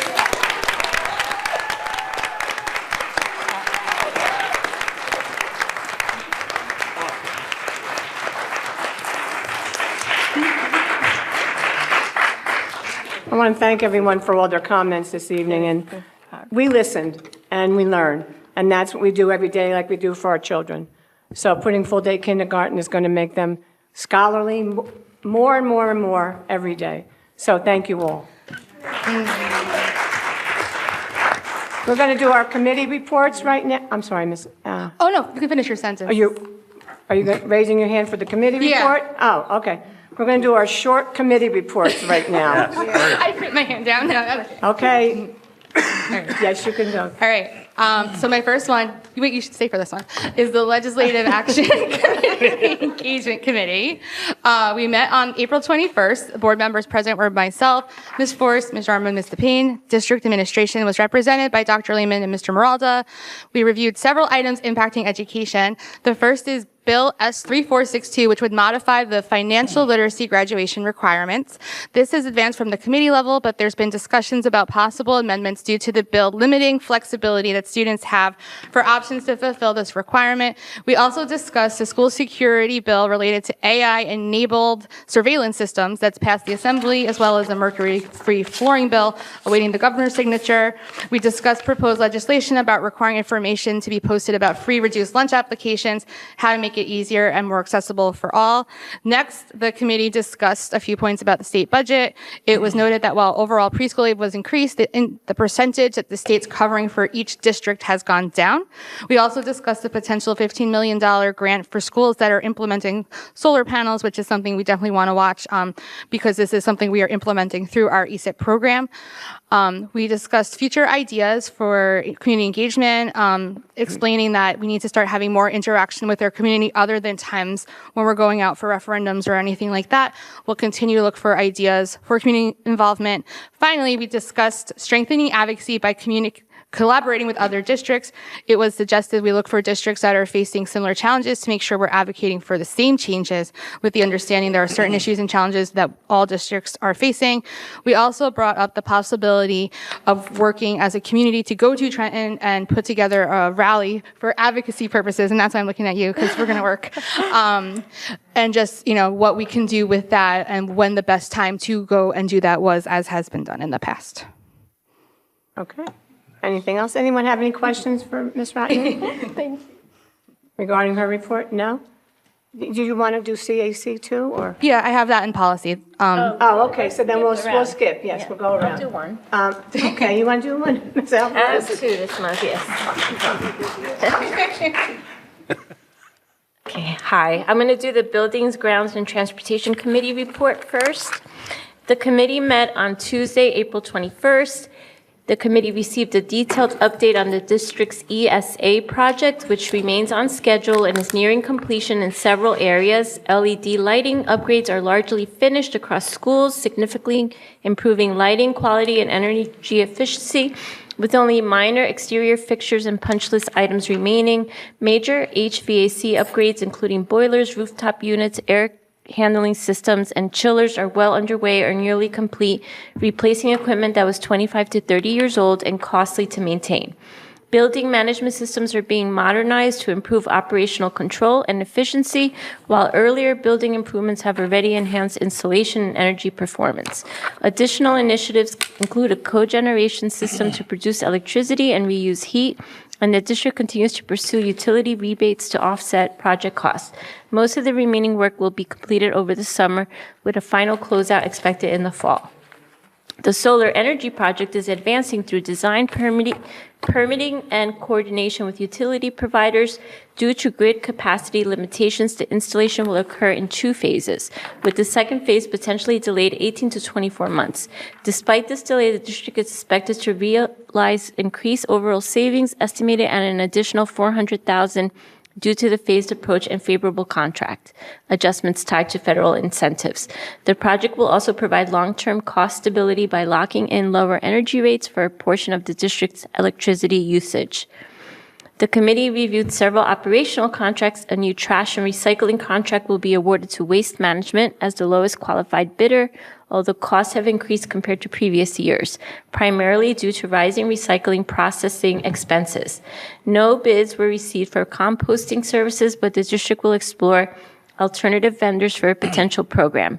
The grounds care contract with Boss Landscaping will be renewed with a modest 2% increase, marking the first increase since 2023, and the contractor continues to perform well. Progress continues with the Applegarth Grant Project, with HVAC work ongoing and plans in development to address roof drainage issues caused by earlier structural repairs. The Mill Lake School facade cleaning project has been completed, resulting in a noticeable improvement to the building's appearance, and additional future considerations include potential roof replacement and related upgrades at that facility.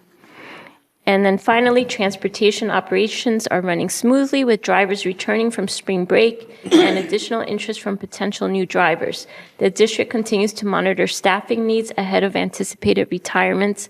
A bus tracking app pilot program, which was previously tested at the elementary level, is now being expanded to select middle school routes, with parents receiving information on how to participate and access real-time updates. This concludes my report. Does anybody have any questions for Ms. Alvarez? Yes, Ms. Ratner. I just wanted to do a quick follow-up with the bus tracking. Is this something, I know we're doing the pilot program now, is this something that we are looking at possibly implementing next year? It's not included in the budget for next year, but it's something we can get the information on and have in our back pocket if that's something we want to move forward with in the future. Any other questions for Ms. Alvarez? Do you want to do your next? Or should I go to Charlie? Charlie, would you like to do your report? The curriculum committee meeting took place on Wednesday, April 22nd, 2026, approximately 6 p.m. Present were Dr. Langman, myself, Gail DePayne, Carmen Alvarez, Kate Ratner, Dr. Amanda Peck, Dr. Kevin Higgins, Dr. Joe Colella, Danielle Drest, Dr. Kelly Roselle, Zach Marauda, Jen Roden, Marietta Ruella, Salvatore Angona, and Yael Snyder. There were 3 categories on the agenda. The first 2 were curriculum documents, one for 8th grade advanced science and the other for computer-aided drafting. Then came the Monroe Township High School clubs, and finally summer reading recommendations for grades K-5, 6-8, and 9-12.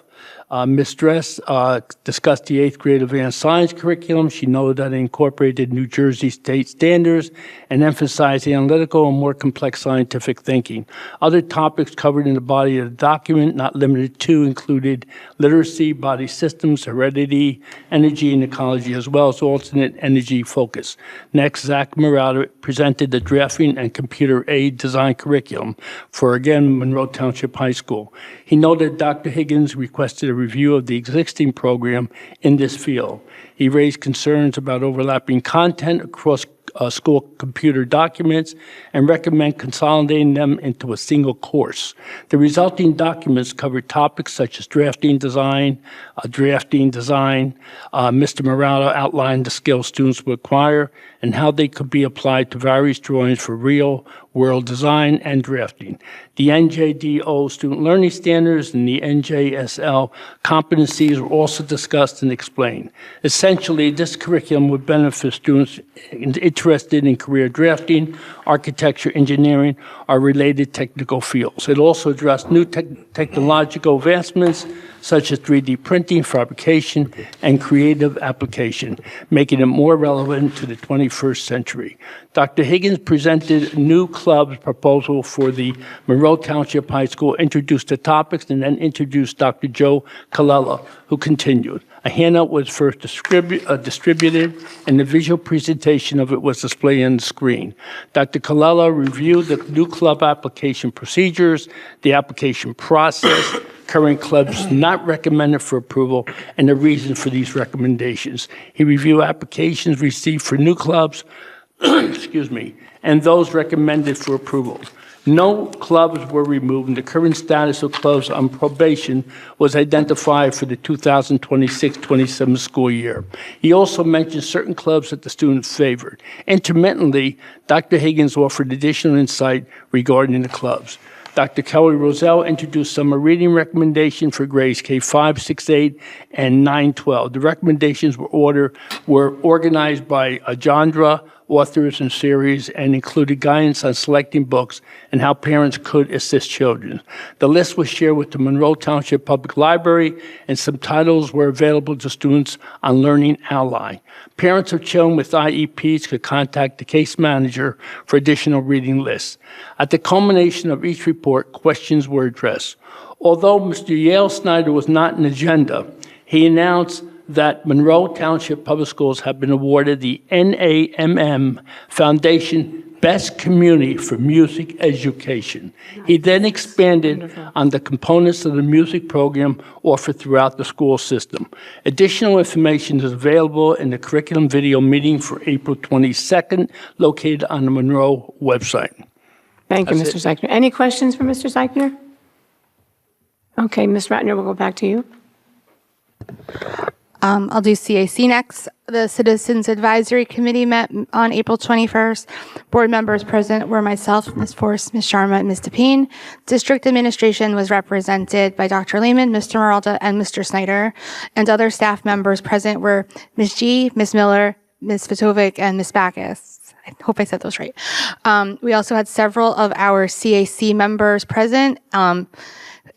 For our portrait of a graduate discussion. The meeting began with Dr. Lehman and our staff professional development coordinator, Ms. Vitovic, reviewing some of the data that was received from the surveys sent to our community regarding portrait of a graduate.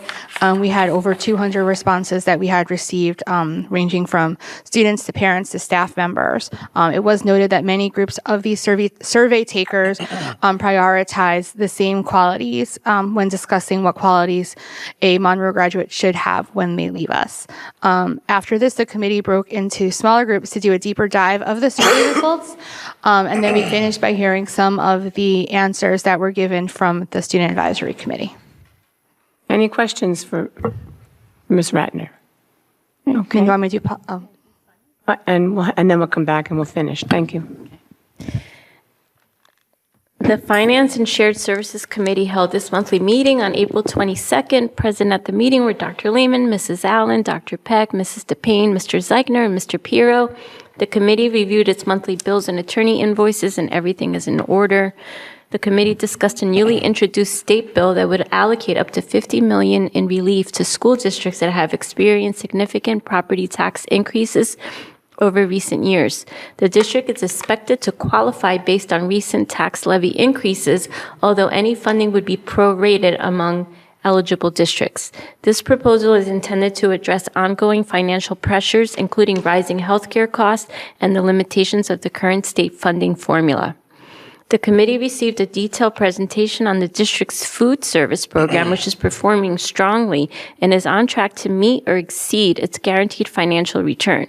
To maintain financial sustainability, a modest 5-cent increase in meal prices is proposed for the upcoming school year, despite rising labor costs projected at 5%, and significant increases in food costs, including an anticipated 20% rise in beef prices.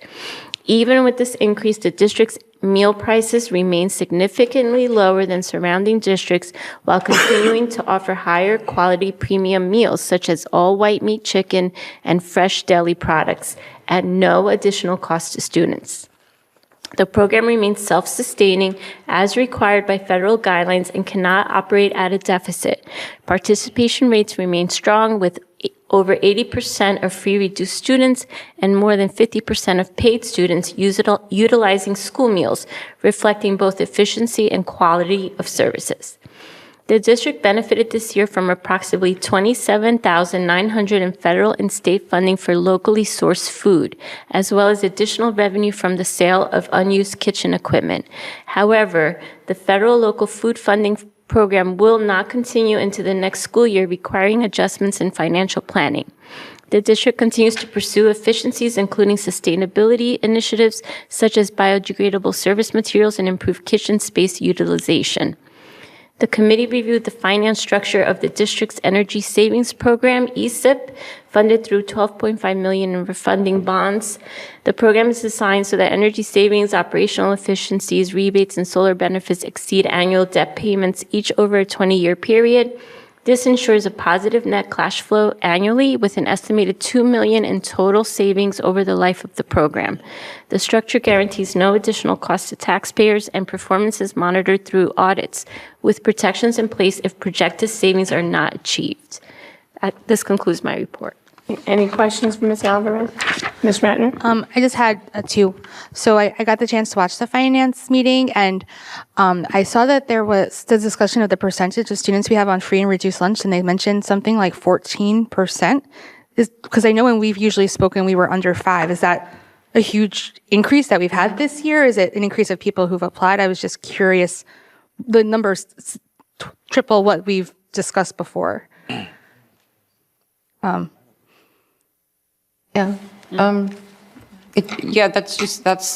accurate. That is the amount that it's increased. So does that make us eligible for additional things that we haven't been before? Because we know a lot of that's been. I remember from a prior meeting that there was an increase at the high school level. With free and reduced lunch, they were giving free breakfasts, I believe, this school year. So possibly that number's coming from the high school students, not necessarily from K to 8. Okay. Whenever we report out our information, if we are eligible for something, whether we were at 6 or 8%, now we're 10 or 12 or 14%, that will certainly not going to, inhibit us from being eligible for other opportunities. Is it the tipping factor? No, but it definitely is a factor when they consider, refunding us or, identifying the amount of grant money we get. It just seemed like a lot, so I was just wondering if that was an apples to apples from year to year. Yeah, and I think it's just a slow growth. We weren't 4% last year. I think we've been creeping ourselves up, but we have implemented a morning lunch program, and maybe that grabs families that it wasn't on their radar, and now it's on their radar. It could, yep. Okay. And then just really quick, the other question was the ACE 4750. It said that it's. So I looked that up because I got really excited when I heard about it. And it mentioned the districts that have a increase of, it's 9.9%. So, and that's since 24, 25, yes. Right? So I just wanted to confirm that adjusted amount is, we have over 10%, because I know what we have this year, and I was trying to remember if that put us over there. Okay. Yes. All right, thank you. And Ms. Ratner, do you want to do the policy committee? Yeah. Let me find it. Where is it? Policy. Here we go. Policy committee met on April 21st. Board of Ed members present were myself, Ms. Forrest, Mr. Marazine, and Ms. Tapine. The district administration was represented by Dr. Lehman. We started with an update on the cell phone policy. There is currently a delay from Strauss Esme due to there being inconsistencies in the guidance from the Department of Education versus the intent of the legislature. The legislative intent focused primarily on restricting personal devices being used for non-academic purposes, while the DOE guidance includes all internet-enabled devices such as smartphones, smartwatches. Because of this, Strauss Esme is waiting for clarification, and which is delaying implementation of them sending the policy to us. Our district is in a good position since we already provide student devices which should not be affected by this for academic purposes, and we will adjust once a clearer direction is issued. And then moving on to policy review, the committee began its work on the 5,000s as part of our policy wellness check. There were a lot of them. These focus on students. Most of these updates were minor, mainly aligning policies with updated state codes or correcting references or dates and changing policy titles. We did have a discussion about when a policy title is changed with a new term, whether then that term should be changed in the policy language as well. Specifically, what came up for one policy title, the word pupil was changed to student. So in that case, should pupil be changed to student throughout the rest of the policy? There are several policies on the agenda tonight for first read and second read, as well as 3 policies that will be abolished either because they are no longer relevant or they're covered within a different policy. Okay. Any questions for Ms. Ratner? Okay, thank you very much for all the committee reports. Next, our Assistant Superintendent report. Public forum. Oh, I'm sorry, public forum. Public forum related to agenda items only.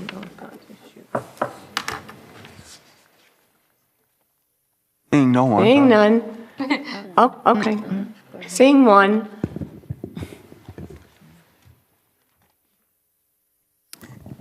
Good evening again, Chrissy Skirby, Monroe Township.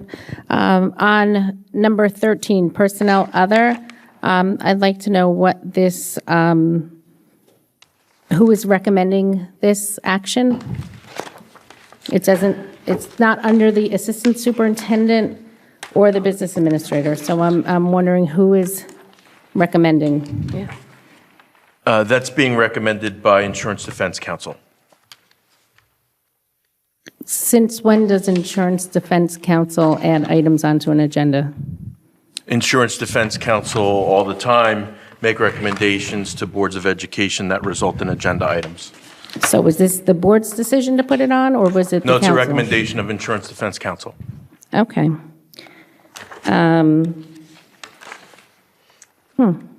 So who directed it to be put on the agenda? I don't know. You don't know? Madam Chair of the I meeting? believe what happened, and I don't want to get into this because it's a legal Well, matter. I'm asking the president of the board if But let she me can answer explain for you it. because I started to speak. My understanding is that Insurance Defense Council submitted it to the board secretary for inclusion on the agenda. So when did the board find out about it? I'm just curious because it says in here that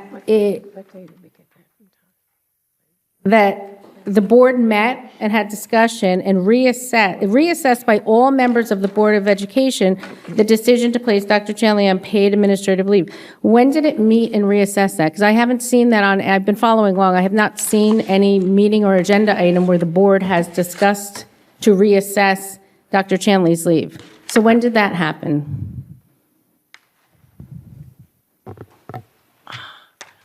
I mean, there's open public meetings laws. If you're going to have a meeting to discuss, to reassess an item as such as the superintendent being put on leave, you would have to make notice to the public.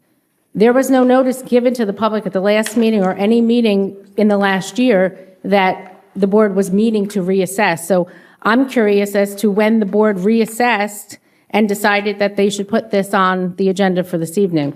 Considering that you, Mr. Weiss, have told the public and members of the board at a public meeting that conflicted Board of Education members should not have any discussion on matters pertaining to Dr. Chanley. I think that was at the January meeting. Yes, I said that absolutely. They should not have anything to do with Dr. Chanley's employment unless and until the doctrine of necessity is invoked. And at such time, you said they still should not partake. I never said that. Yes, you did. It's on. I could Okay. play you the video. That's fine. I mean, and that's what the Ethics Commission has said, too. I believe one of the board members read right from an ethics advisory opinion that said when the doctrine of necessity is invoked, even at that point, the board should only be taking a vote and should not be having discussions of those matters. So I'm just curious as to when the board met and reassessed this, that the Insurance Council decided to call Ms. Allen and tell her to put it on the agenda.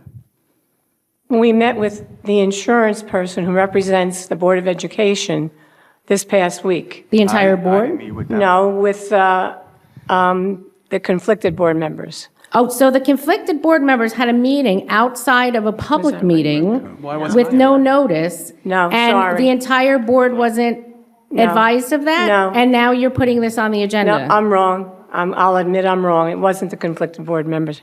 I spoke to legal counsel on this. But you have Oh, you did, so you made a unilateral decision to put this on the agenda? let her time go. Okay. You should not be saying anything about discussions. Oh, yeah, you shouldn't be saying anything about this because what you're doing is illegal. No, Ms. Skirby, what I said is she should not be saying anything about her discussions with counsel. That's all I said. Yeah. All right, well, you spoke volumes with what you said. Thank you. Okay, thank you. Anyone else wishing to come up to speak? Close the public forum. Assistant Superintendent report? Now I'm going to do this document. Talia herself.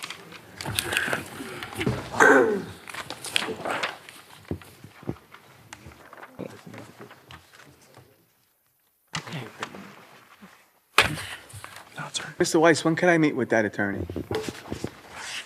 Whenever you make an appointment with them. Okay. Can you make an appointment for me? Could I ask you to do that? Mr. Tufano, while I respect and admire you immensely, I don't know that I'd be able to be your scheduler. Well, I mean, I didn't know we were allowed to do that. Have a meeting with somebody privately when we were a board of 9. Mr. Tufano, to the extent that insurance counsel is representing you as an individual because you may be a named defendant, Right. you certainly can meet with insurance counsel because insurance counsel would be your attorney at that point. But I wouldn't be able to put something on the agenda that has the whole board on it, correct? From that outcome? Would you, from that outcome, there's no indication that from that meeting, that's how this occurred. As I said earlier, Mr. Tosti, as insurance counsel, has recommended that the board consider the adoption of a resolution that he drafted and that he sent to Ms. Allen, as far as my understanding goes. So I'm confused too, because I got conflicting information that it was the Mr. Tosti who put this on, but then did you just say that you put it on? No, I spoke to him, and he requested that legal counsel put it on.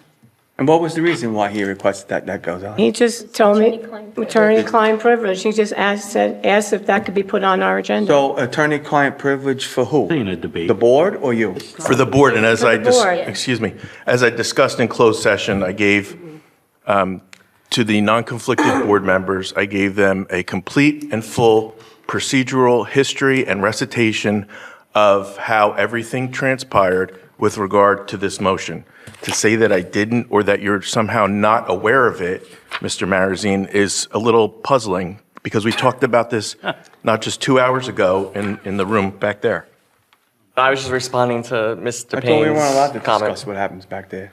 No, we're not allowed to discuss the contents of the discussion back there, but to the extent that there's an attorney-client discussion, the attorney-client discussion in and of itself, it should be read into the executive session minutes. It should say there was an attorney-client discussion related to litigation matters, which is what it was. Well, I'd like to make a motion on 13 when we get to it, so just so the board president knows about it ahead of time. Because I like to be transparent. Number 11, Dr. Lehman. So this is a combination of the superintendent's report and the assistant superintendent's report. I think you need to do the, Oh, well then you. yeah, well, I'll do them together. Okay, you're gonna do that. Because there's professional Yes. development on there. Wait 1 minute, yes. Yes.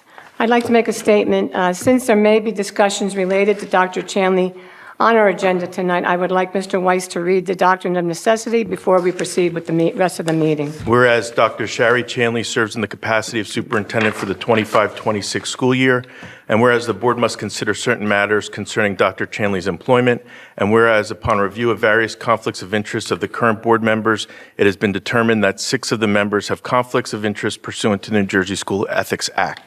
Whereas pursuant to policy 0163, when a quorum of the board has conflicted interests, the doctrine of necessity may be invoked in order to allow conflicted board members to participate and vote only when the Board of Education has fewer non-conflicted board members than are required pursuant to statute to take action.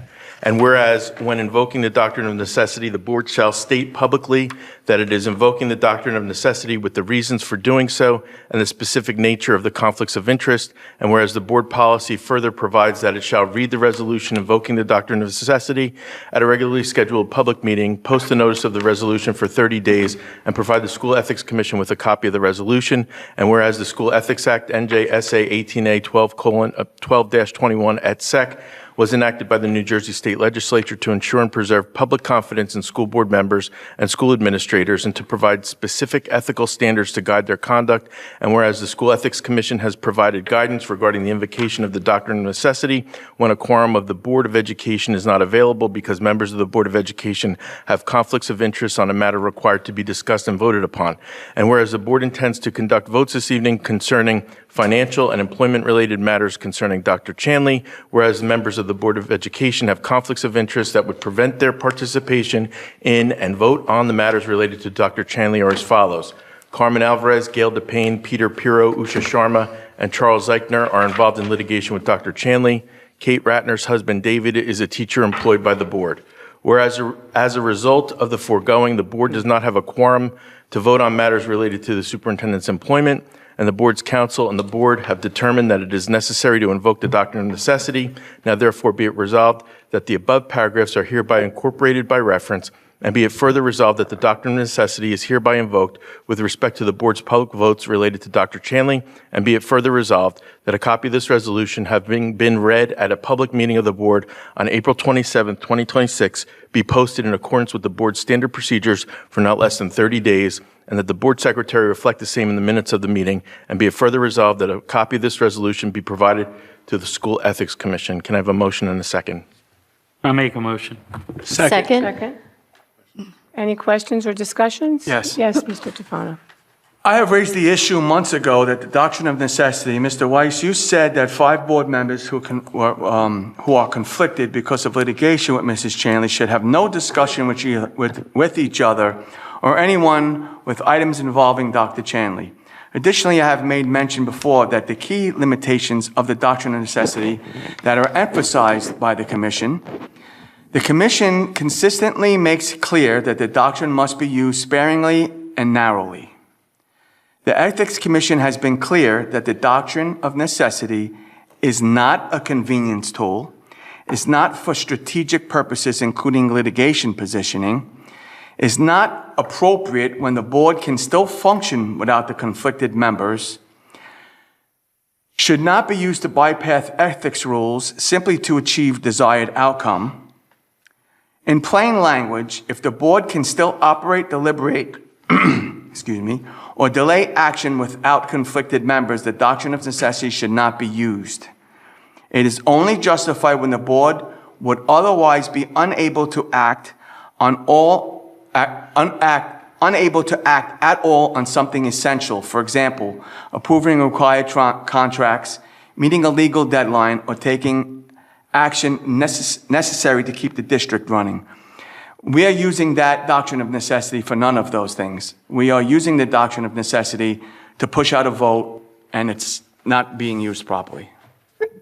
So I vote no, by the way. Ms. Ratner? Mr. Weiss, I just wanted to ask you from your experience, there's 2 things I wanted to ask regarding the doctrine of necessity. The first is, and I've spoken about this with you before, but I feel like there's very conflicting guidance given from the School Ethics Commission regarding the doctrine and regarding conflicts. And then I forget, Mr. Pirro, it might have been you, I forget, someone had brought this up in the past, but it is extremely difficult to be able to vote on items when you cannot have any discussion on said items. Has this ever been brought to the attention of the School Ethics Commission that you know of, and have they ever responded about that? It was the School Ethics Commission that emailed Ms. Allen to indicate to her that the board should not be discussing anything related to the votes that it's going to take through the invocation of the doctrine of necessity. So that comes directly from the School Ethics Commission. Okay. And I'm sure you all get it. Like it's really hard to make votes on things you can't have any information about. Maybe the LACE committee needs to work on some reforms action to the Ethics Commission. That's just a thought. Mr. Maricine? So I had a question too. So I was doing some research, and so with the doctrine of necessity, I was trying to figure out how we use it, what it is, exactly, get some more information. And then I found that on a website, it happens to be your law firm's website, that on the official public notice, it has to be listed. But then on our public notice, that's out today, it's not listed. It's on our website, yes, but it's not on the official public notice. So what's the official? Mr. Marizan, I wish you would have asked me this earlier because I would have done some research for you. I'm not aware of a requirement that the doctrine of necessity be placed into a public meeting notice. However, to the extent that you would like to share whatever you found with me, I'm happy to If you review Google doctrine of necessity, it's like your law firm is the first thing that comes up, and it's but I could send it to you. Thank you. Any other questions? Okay. Lehman? Roll call. Yep. Okay. Ms. Alvarez? Yes. Ms. Forrest? Yes. Mr. Marizine? No. Dr. Peck? Mr. Pirro? Yes. Ms. Ratner? Yes. Ms. Sharma? Yes. Mr. Tufano? No. Mr. Zeichner? Yes. Ms. DePayne? Yes. Motion passes. Okay. So now, item number 12, this is the 10-member superintendent's recommendations under personnel. Dr. Lehman, just point of procedure, did we do 11, the report? Well, He's he's doing them combining together. both, he He's said. combining. Yeah, He's I combined them combining both. 11 and 12. Oh, okay, thanks, I Yep. apologize. So this is the personnel 10-member vote. It's recommended that the board approve the attached personnel items A through V. Motion. Second. Any discussion? Ms. Allen? Yes. Ms. Alvarez? Yes. Ms. Forrest? Yes. Mr. Marizine? Yes. Dr. Peck? Yes. Mr. Pirro? Yes. Ms. Ratner? Yes. Ms. Sharma? Yes. Mr. Tufano? Yes. Mr. Zeichner? Yes. Ms. DePayne? Yes. Motion passes. Item number 13. 13. Mr. Tufano said he wanted to make a. Oh, I guess You you wanted have to to, say you have to something. read It's not it. my motion. Somebody has to read the resolution first, correct? Right. Item Wouldn't that 13, and he's talking about. I recommend, all right, I'll That's- he's recommend recommend, that yes. 13 W. There's Motion. Is there a second? Is there any discussion? Yes, second. Page 15.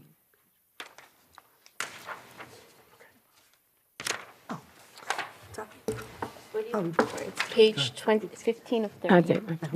Yes, Mr. Marizine. So as far as discussion goes, again, I try to be as prepared as I can as a board member.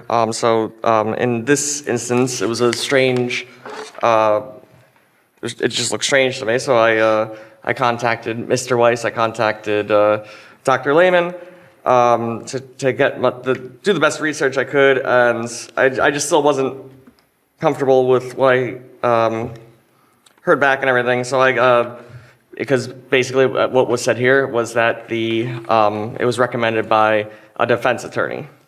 Yes. So I called the attorney of the day over at the NJ school boards. Very helpful. I had a bunch of other questions, and she was very helpful. Great attorney. But in what I was told was basically our policy 0164 says that according to her that the board president would work with the board secretary, and that's how the agenda items have to come on. If the board president's conflicted, the vice president would have to add an item. And if they're both conflicted, then someone else would have to add the item. It's true. I mean, according to the attorney I called believe you. to. I've called them many times, and they're very good. So, according to her, this would be a violation of our policy if we even attempt to vote on this. So my suggestion would be to table it, and everyone else can do their research as I did. And here's another suggestion, given the fact that it is the board's Insurance Defense Counsel's attorney recommendation that this motion be considered tonight, to the extent that there's any concern about what Mr. Marazine just raised, and I haven't researched the issue. So in order to move ahead, if the board wanted to, the board can vote to suspend the policy for purposes of just this evening so that you can go ahead and vote, and then you wouldn't have to worry about a policy violation. So you could vote to suspend policy 0164 for purposes of this vote, if you wanted to, and then go ahead and do the vote, and then you wouldn't have a concern related to that which Mr. Marazine just raised. Motion to suspend policy 0164 for the purposes of tonight's meeting. Second. So wait, hang on, because there's a pending motion right now, Okay. right? This is question discussion on motion I'll to... withdraw my motion. He didn't make a motion. I'll withdraw my motion. Okay, fine. His motion, I guess. No, I'll withdraw my motion, but I didn't hear Mr. Marazine make a motion. No, I never said that Mr. Marazine... okay. My motion. You mean, No. I'm saying that you have a currently pending motion, which is motion 13. If someone wants to... So I'll withdraw. got Okay. it. Now you. Okay. Motion to suspend policy 0164 for the purposes of completing board business this evening. There's a second. Second. Is there any further discussion? It's ridiculous. We need a roll. Roll call. Roll call? This game on us. Okay. Ms. Alvarez? Yes. Ms. Forrest? Yes. Shame on Mr. Marazine? Absolutely not. Dr. Peck? No. Mr. Pirro? Yes. Ms. Ratner? Abstain. Ms. Sharma? Yes. Mr. Tufano? Absolutely not. Mr. Zeichner? Yes. Ms. DePayne? Yes. Motion passes to suspend policy This is not 164. an assault, though. Okay, so now we can go on. further. Now do I follow through with my motion? Yes, Mr. I President. make a motion for 13W. There's a second? Second. A question? Yeah, question. Is there any questions or discussions on this? Roll call? Ms. Alvarez? Yes. Ms. Forrest? Wait, I would like to make a motion. I told you guys I wanted to make a motion on this. I thought I had given you time No, before you and then didn't. somebody You've else. just taken a vote when I told you I was giving you Fine. courtesy to do what Okay, you had to do. fine, please. So I'd like to make a motion. I move to table the personal agenda item concerning the reaffirmation of Dr. Chanley's administrative leave. This motion is based on serious concerns that the current process may violate prior guidance regarding the doctrine of necessity and applicable ethics standards. Additionally, the motion as presented is not factually accurate. The board did not meet to discuss Dr. Chaney's administrative leave.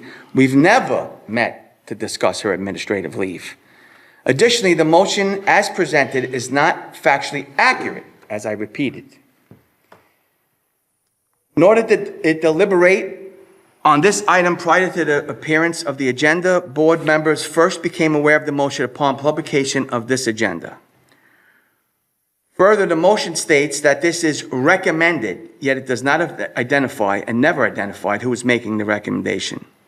This motion was drafted by counsel for the insurance carrier representing the board in ongoing litigation and is being presented as part of a legal strategy. Board of Education members take an oath to serve the public and hold ethical standards.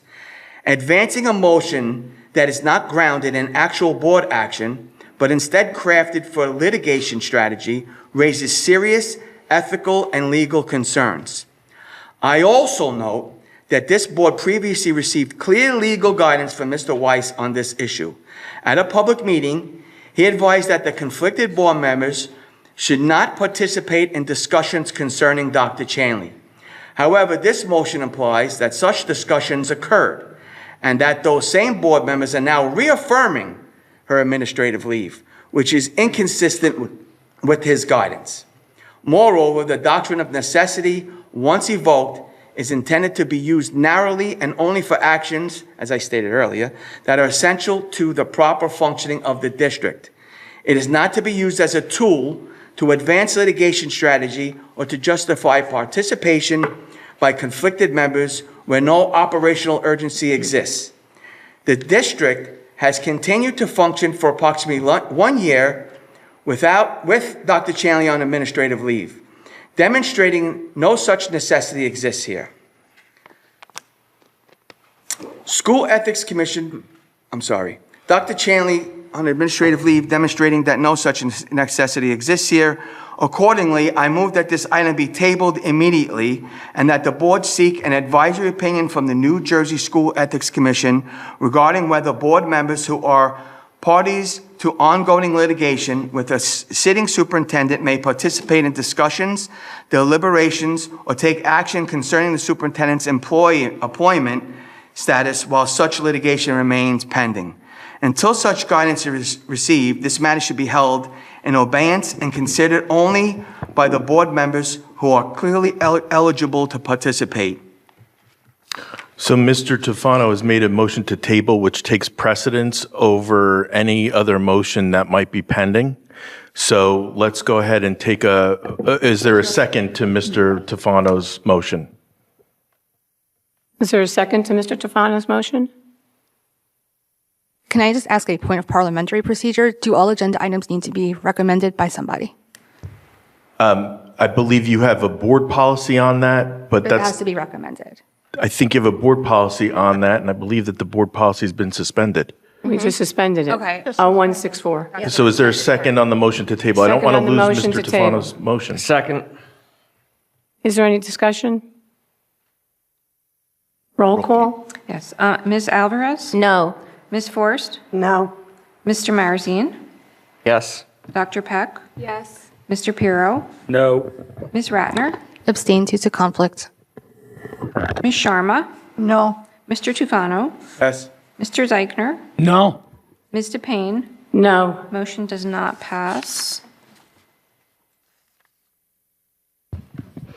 Now we go back to the do I prior make motion. my- We'll go back to the prior motion Yes. and Roll Mr. call. Pirro. I make a motion for We're 13W. just reading it. Okay. Because he suspended it and you suspended it, so let's just get it back. We have I'll a make first. motion now. We have, right.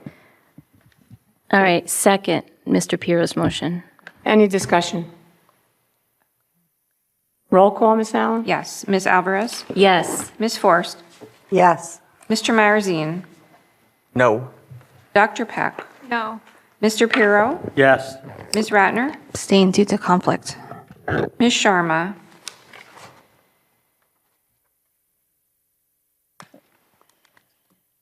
Sorry, what was it? I'm so lost.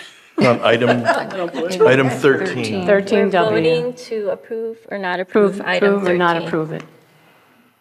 Yes. Okay. Mr. Tufano? No. Mr. Zeichner? Yes. Ms. DePayne? Yes. Motion passes. So continuing on with the agenda, number 14, this is the 9-member personnel vote. It's recommended that the board approve the attached personnel items X through AU. X through AU. Motion? Is there a second? Second. Is there any discussion?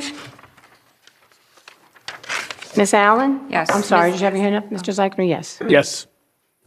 Oh, no, I was asking if anybody had any discussion with it. No? Oh, no, no. Oh, she's going to take the roll call. Okay. Okay, that's okay. Ms. Alvarez? Yes. Ms. Forrest? Yes. Mr. Marzine? Yes. Mr. Pirro? Yes. Ms. Ratner? Yes, however, we need to recuse on items related to Mr. Ratner. Ms. Sharma? Yes. Mr. Tufano? Yes. Mr. Zeichner? Yes. Ms. DePayne? Yes. Motion passes. Board action 10-member vote. It's recommended that the board approve the attached board action items A through R. A through R. Motion? Second. Is there any discussion? Roll call, Ms. Allen? Ms. Alvarez? Yes. Ms. Forrest? Yes. Mr. Marzine? Yes. Dr. Peck? Yes. Mr. Pirro? Yes. Ms. Ratner?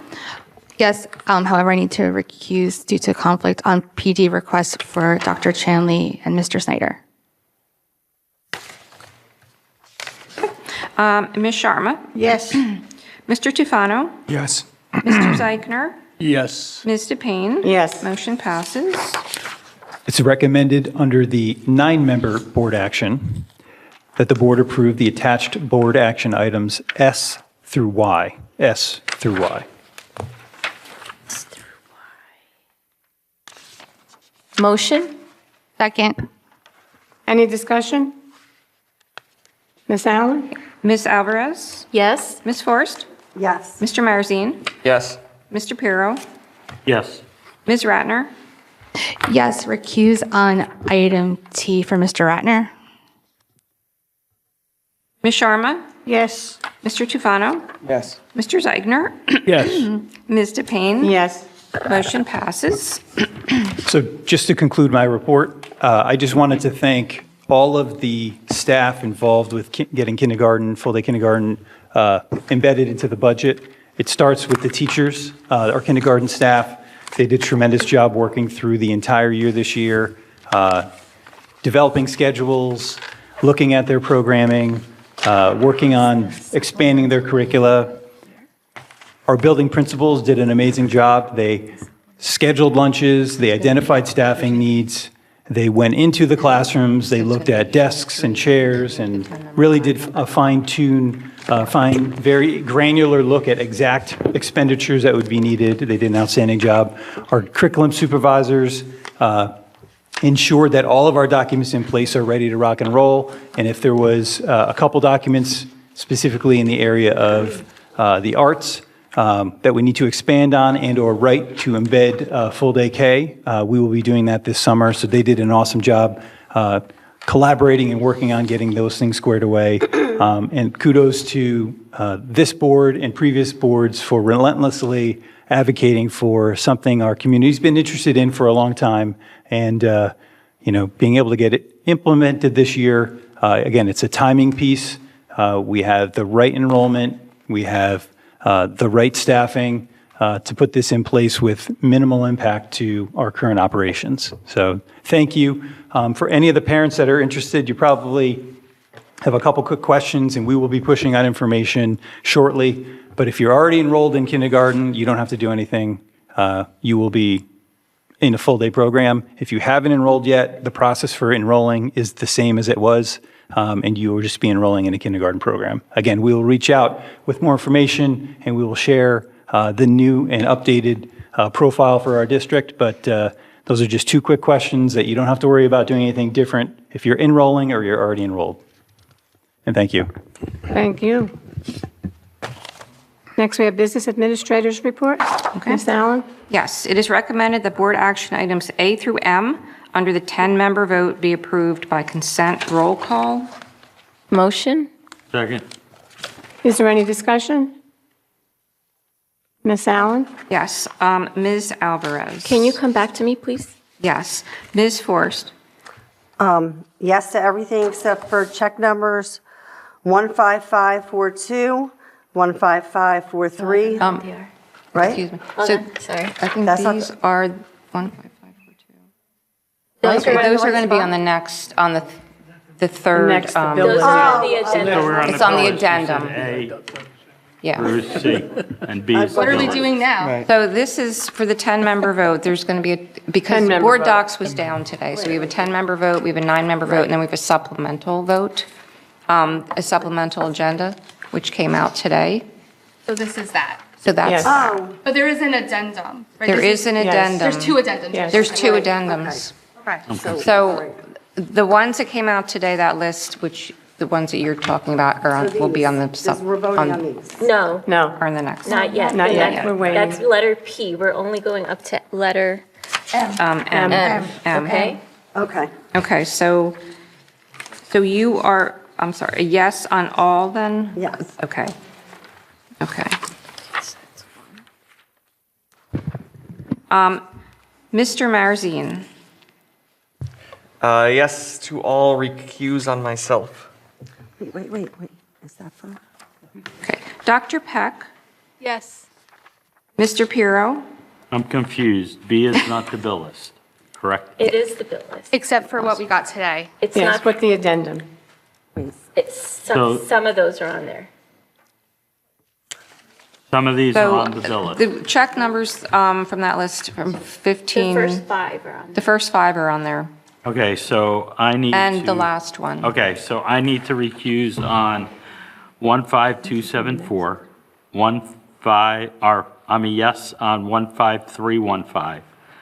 I have to recuse on 15316, 15475, 15476 and 15420. Okay.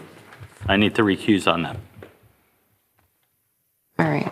So can you please, okay, so you're on 15274, This is on it.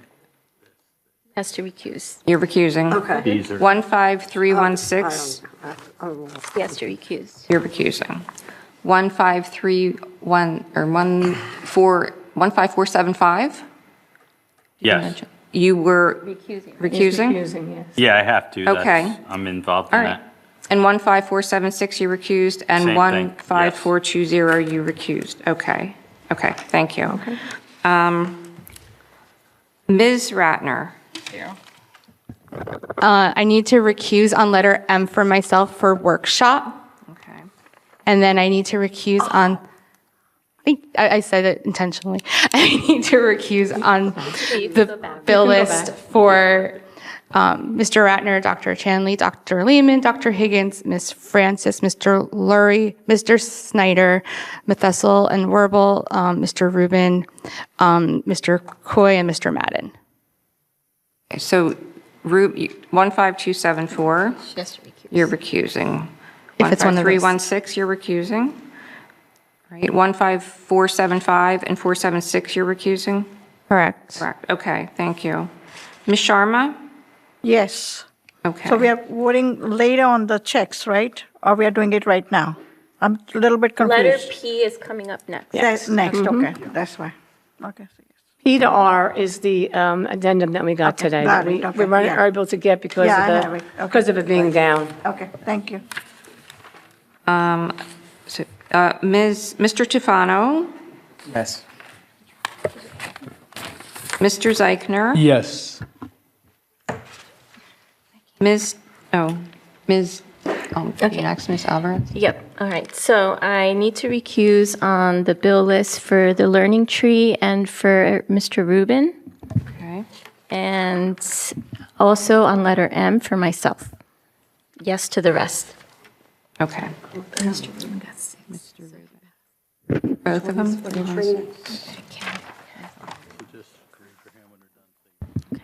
Okay. And then Ms. DePayne? Yes. Okay, yes, so, And I think Ms. Forst has to, She wanted to amend. she wanted to amend her Oh. vote. I need to recuse on the training that I'm going to. training, okay. M, right? Thank you. Okay. So then, motion passes for these specs, okay. So next will be, it's recommended that board action items N through O under the 9-member vote be approved by consent roll call. Motion? Second. Any discussion? Ms. Allen? Yep. Ms. Alvarez? Yes. Ms. Forst? Yes. Mr. Marzine? Yes. Mr. Pirro? Yes. Ms. Ratner? Yes. Ms. Sharma? Yes. Mr. Tufano? Yes. Mr. Zeichner? Yes. Ms. DePayne? Yes to all, but no. No, wait, sorry. Okay. We're voting on letter N and Okay. not P. Okay, sorry. Okay. Sorry. Yes. Yes, okay, motion passes. And now we have the supplemental to the BA report. It is recommended that board action items P through R under the 9-member vote, or rather 10-member vote, be approved by consent roll call. Motion? Second. There's a second? Second. Any discussion? Addendum. Okay, because, all right, so it's, can we just, for purposes of public, just explain what P and R are? Because it's, like, board docs did come back up, but I just want people to know what we're voting on. Okay. So P is a bill list addendum, number 2. And Q is an agreement with JCP&L regarding the solar purchase and sale agreement, the amendment to the agreement, and that's it. What, so there's no R? Yeah, R. Where did I miss? R, and that, oh, I'm sorry, is this is a settlement with D and electrical contracting that we have on here for approval. Okay. It's behind, did you see it, Kate, behind? It's on the second. Yeah, I found it. Thank you. Okay. Motion? There's a second. Is anyone have any questions? Ms. Allen, please. Okay, Ms. Alvarez? Yes to all, abstain on Mr. Coy. Sorry.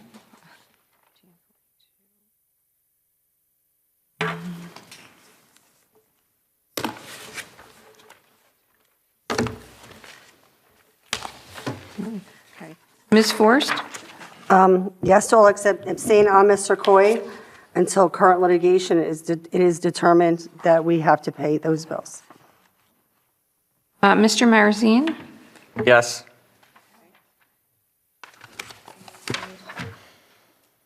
Dr. Peck? Yes. Okay. Mr. Pirro? Yes to all, no on the checks for Mr. Coy.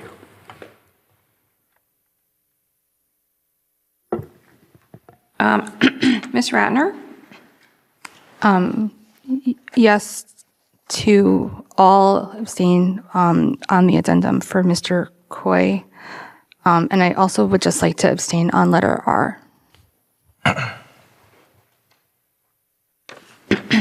Ms. Sharma? Yes to all and no for Mr. Coy's checks, which starts from 15542 until 15549. Okay.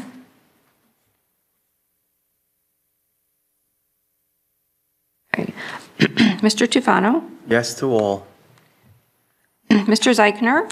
Yes, except for Mr. William Coy, and that's checks 15542 up to checks number 15549, and all included between those two checks. What are you voting on? You said, did you say no or did? I'm voting no. No, okay. I didn't hear you say that, I'm sorry.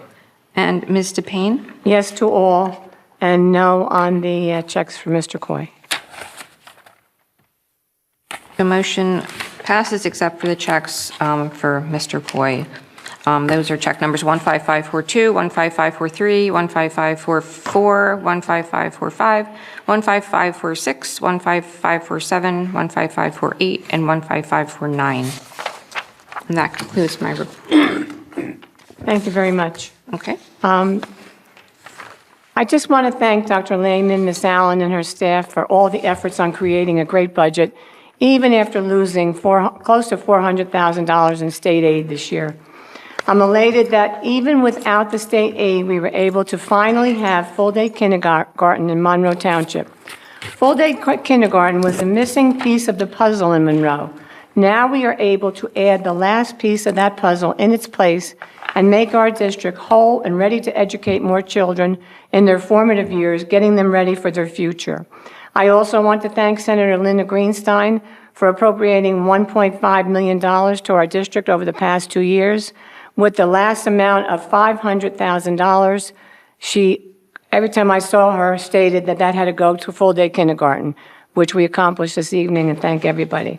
I also wanted to, last week was Administrative Professionals Day, and I want to thank all the administrative professionals in our district for all their hard work and dedication. Other board business? Does anyone else have something they'd like to say? Ms. Ratner? Yes, a couple of things. First, I had the opportunity to see Grease last weekend. I'm a little bit biased, my daughter was in it, but they did a fantastic job. So I just wanted to say kudos to all of the staff members and students that were involved in the production.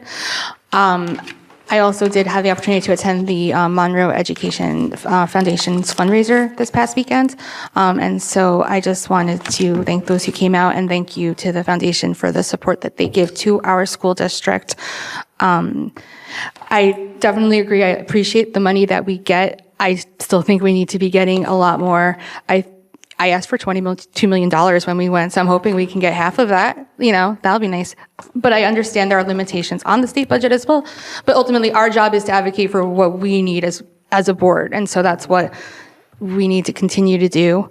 I also think there's other things we need to consider asking for modifications about, like looking at the funding formula, forgetting about equalization aid and things like that, because we've, beat that horse to death, for lack of a better phrase. But, I would say like charter schools have come up a lot, and I've been looking into that, right? Because we're limited in the amount we get from the state, but then they're able to raise their rates as much as they want, and that affects our district less than others. But I think that is a valid point that we should start advocating for, like maybe paying those schools directly for the students. We don't necessarily get the money for that student, but then we don't have to pay the increases that we're getting.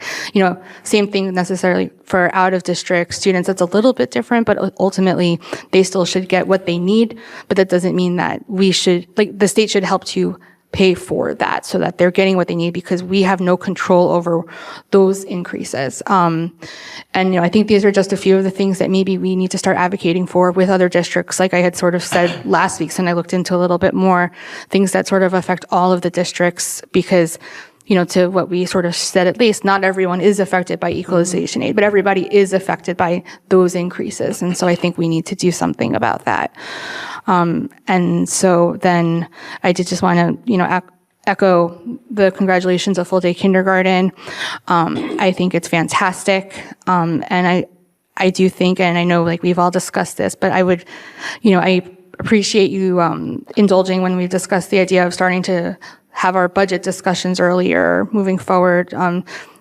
This is how it's been in Monroe for decades. I mean, since I've paid attention and before, because I've watched some of those meetings. So it's not like we've done something different for the most part this year, but I do think we need to modify the way that we're doing it just so we can have some of these discussions before it's time, understanding that we don't get some of these numbers until later. So I did just I know Ms. Force and I sort of discussed it, and I had meant to bring it up during the budget discussion and I forgot. So I did just want to bring that up now. And thank you, everybody. Anyone else? I don't know, Mr. Tufano and then Mr. Marazine. I'd also like to say I attended Greece with my family as well, and I got to tell you, it was phenomenal. There was singing, dancing, gymnastics, and it was just incredible. I thought I was in Broadway watching a play. It was really, the kids did a phenomenal job, and we left there like, wow, we only spent $11 for this. It was wonderful. Yeah. Unfortunately, I disagree with our President Gale. I don't appreciate Linda Greenstein giving us $500,000. I also don't appreciate the silence of our mayor, who doesn't fight for us, who doesn't go to Trenton and fight for us, who doesn't involve himself in bettering our school system financially. As I'm sure everyone's aware here, Newark got a $6 billion raise. $6 billion. And Linda Greenstein comes here, eats our bagels, hangs out with our council, and gives us $500,000. And we're supposed to be thankful? I mean, I understand you're trying to be politically correct and be nice, but we got to call a spade a spade. She is useless to us. $500,000 is a slap in our face, and we need to call her out for it. We should call her here, have her sit right where Sarah Aziz is sitting, and put her feet to the fire, and ask her why she's literally doing nothing for us. Like I said earlier, $500,000 is a here, shut up, don't show me any attention, and just be quiet. I don't want anybody to know I'm not doing anything for you. That's what that is. And we all need to fight harder for it. We had the million the year before. So it was 1.5 million within the past 2 years. So we got $13 million on a over $100 million budget, and most of our tax money is going out of district. The formula is broken. I think everybody here could agree that. And the people who can change it are eating our bagels and doing nothing for us. That's what they're doing. Okay. If I can just... Mr. Marazine had his hand up next. Okay, it was just in response to what he was saying. If you're doing that, then I can wait. I just wanted to say there's other legislators that we have to hold accountable as well. Like Senator Greenstein comes up a lot here, and I truly do not know why it's usually her, but we also have other legislators that are at the state that we need to hold equally accountable, as well as other elected officials, as aside from the ones that represent us at the state level. So I think it's important for us to hold all of them, right? If we give accolades to them all. If we give criticism to them all, but we need to start talking about all of them and not just one. Which is something, Ms. Radner, we've been talking about quite a while in the LACE committee, and now starting with the CAC with the advocacy letters. We're beating a dead horse because we've been talking about that issue for years. And before you were here, we were talking about it. Excuse me? And before you guys were here, we were talking about it. Well, I talked about it on another district, and we didn't get any of the right aid either, I'm sorry. But it is something that I know this new Director of Education, Mrs. Lau, Dr. Lau, was the first thing she said. She's going to take care of that when I see it, I'll believe it. I'm sorry, I always said state mandates, but state does not pay. They don't go in their pockets. And unfortunately, good districts like Monroe, who do everything on the up and up and bring the best education they can to the children in this town, with especially this budget tonight, getting full-day kindergarten, it's not easy.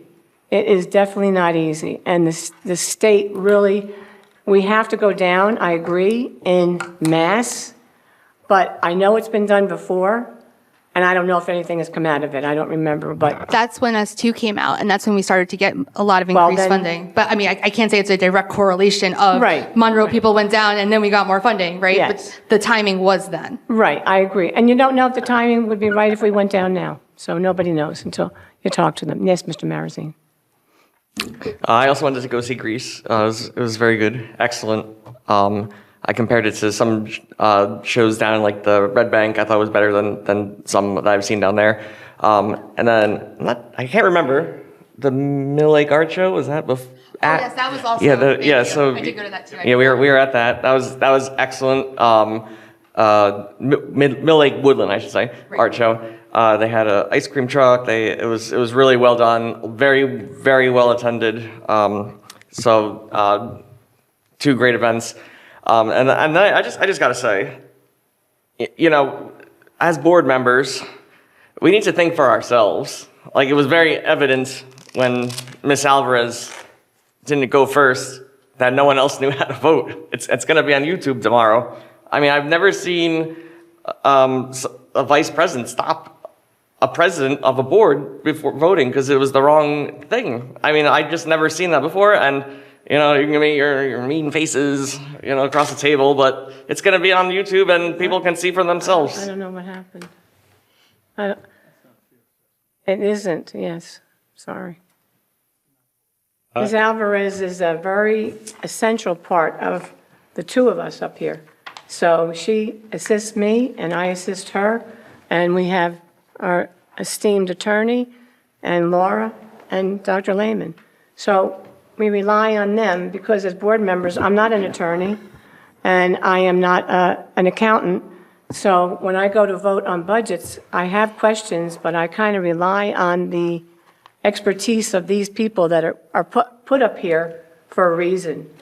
That's just my opinion. That's how I've always done things. And if it's right or wrong to you, I don't think it is. I think Carmen is a good example of helping a board member. I mean, I'm just saying, I've never seen anything like it.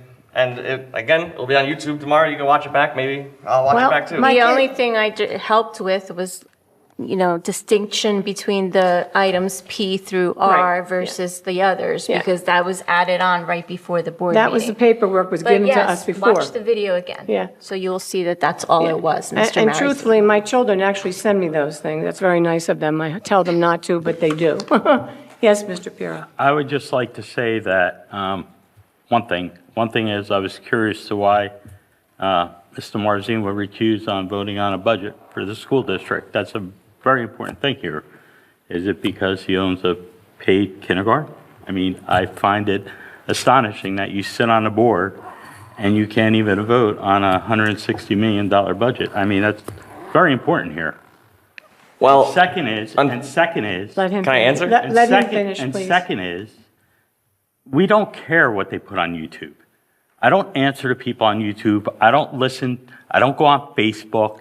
I don't care what people write. They write lies on Facebook every day. Who cares? I don't care. If you want to listen to Facebook to run a school district, then you got serious issues. You listen to the attorney. You listen to other board members. But to sit there and always, oh, online I saw this. Oh, online I saw that. Honestly, you're online about a school bathroom issue. If parents have an issue and somebody calls me, I tell them, ask the school. Call the school. That's right. Talk to the principal. Talk to the superintendent. That's what your job is as a board member. Not to monitor every Facebook page and what kind of fake news that might be out there. And I just think it's sad that it's come to this. Like, I haven't read Facebook in the last year because I'm tired of hearing all the BS on it. And my suggestion is, vote the way you feel, do your research, ask the legal, obviously you asked, Mr. Weiss said he answered you a question today, and you disregarded them. Yet you're worried about YouTube. You should be more concerned about listening to the board attorney than what you're going to see on YouTube tomorrow. Thank you. Thank you. Mr. Thank Piero. you. Can I respond now? Yes, you want to finish your statement? So the school posts it on YouTube. But the reason I had to recuse was because after the last meeting, I got an email from the board vice president and board president saying that they got emails, or actually Ms. Alvarez said she got communications, or saw communications, something along those lines, that I should recuse. And then Ms. DePayne said she got emails, which later I found out she saw it on a post, which is, I'm assuming, Facebook.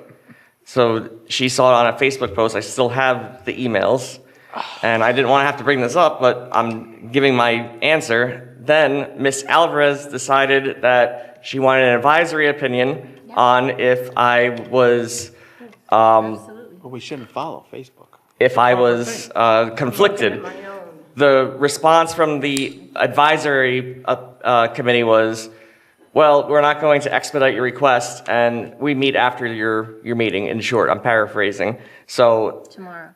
yes, they meet tomorrow. So I probably won't be conflicted, I'm going to guess. But then I asked, out of abundance of caution, Mr. Weiss what his opinion was. Just be careful that you shouldn't be sharing attorney-client advice. Okay. Well, I asked opinion, and I voted based on that opinion. And that's why. And it all started with Facebook. And just like he advised me to watch attorney-client privilege tonight. Mr. Tufano. Well, I mean, the first question I asked tonight was if the budget fails, kindergarten still has to go through because it's mandated by the state. So anyone's vote here tonight is not a vote for kindergarten. The repeating of the same thing over and over again to make the man look bad is just idiotic. It's not next year, It's idiotic. The man cannot vote solely on kindergarten. He cannot vote solely on kindergarten. It's going to pass. It's mandated. He voted, if he did vote no on the budget. It's not mandated. It's mandated. We have to have kindergarten in this district. By 2030. We have to have kindergarten in this district. That's correct. We have to have kindergarten in this district. If he voted for it, yes or no, we would still have to have kindergarten in this district. We may not get it this year. We may get it in 2 years. We may get it next year. It doesn't matter. His vote had nothing to do with kindergarten. And he clearly stated, I've heard him say it, that he wants kindergarten in the district. But here, he's telling everybody, great advice, by the way, you should tell your wife, not to listen to things on Facebook. Let's keep but my wife meanwhile, out of this, you two All right. get an advisory opinion about stuff you read on Facebook. No. No? Wait, so you just came up with that? I had people reach out to me about So it. people on Facebook, No. on Sarah Aziz's page, that's why she's sitting in the front row so she can write all her bullshit tonight. Could you watch your language? No, I can say whatever I want. This is America. This is not Nazi Germany. People watch this. There's People kids are sleeping right now, okay? People watch the videotapes. Kids are Watch. sleeping. The kids should watch how you bully everybody in this committee. That's what they should do. You worry about hips and you do nothing but bully people you don't agree with. That's what you do. You all make false accusations and try to ruin people's names so you could forward your bullshit That's enough, agenda. Mr. Tufano. I said it again, bullshit. I said it 3 times Okay, now. that's fine. Mr. Pirro, did you want to say something? Yeah, like, in reference to that, we spent money last month for police. There was no threat made against the school district. Every email I read from that gentleman said that the police should be here so he doesn't get attacked by Mr. Tufano. Are we There was talking about nothing something about that I had nothing to do So with? we want to talk about. Did I ask for police here? That stuff. Excuse me. Mr. Lehman, did I ask you for police here? So they were there. When you asked me if I wanted police here, what did I tell you? You did not ask for it. Thank you. We, out of abundance of caution, had Monroe PD here. For something that happened outside of the school district. But we did correct. it Not according even to what related. Dr. Lehman said for, That's correct. out of caution.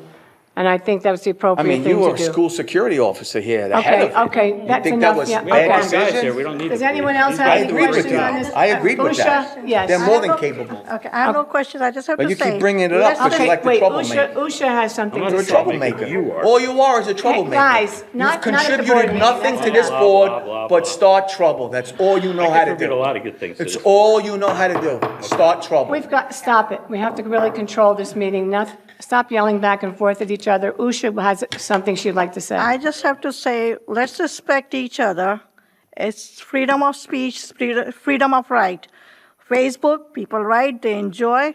You want to read it, keep it to yourself. It goes to me also. But do not bring over here in the meeting of Facebook or social media. That's my request. Thank Because you. just sitting here and arguing You're for entitled to say who Facebook accused is you not of good. that Read, stuff, so she'd actually read, enjoy. You want to write. Comment. But don't bring it at Board of Education. I agree. And I We think, have a lot of more important things to do over here Yes. for the kids, for community, for teachers, for principals, but do not sit here and argue. Yes. Respect each other. That's all. that's what we should, and I think I mentioned it when I was elected board president.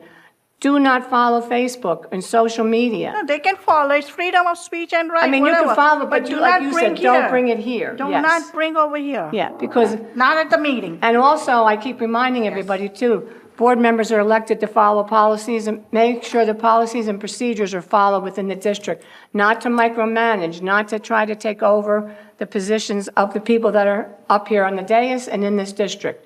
So that's another issue that I learned 22 years ago when I went to my first board orientation. Let's all remember that too. Mr. Tufano. Okay, as a board member, I don't have to open or anything. I could request it from you directly. So I would like for you to share the emails you received from the public asking Mr. Marazine if Mr. Marazine was conflicted. So can you share those emails with me? I don't know, can we share them? Huh? I can find So- it. I delete very quickly. Mr. Payne, Yeah. I'm sorry, but I asked you for this. You said there were no emails, and you said that it was on a post you And then I went read. back and looked back, and I corrected it, my answer to you, that it wasn't an email. I went and said Yeah, it something was else. a Facebook post. Yeah, well, did I email you back and tell you that?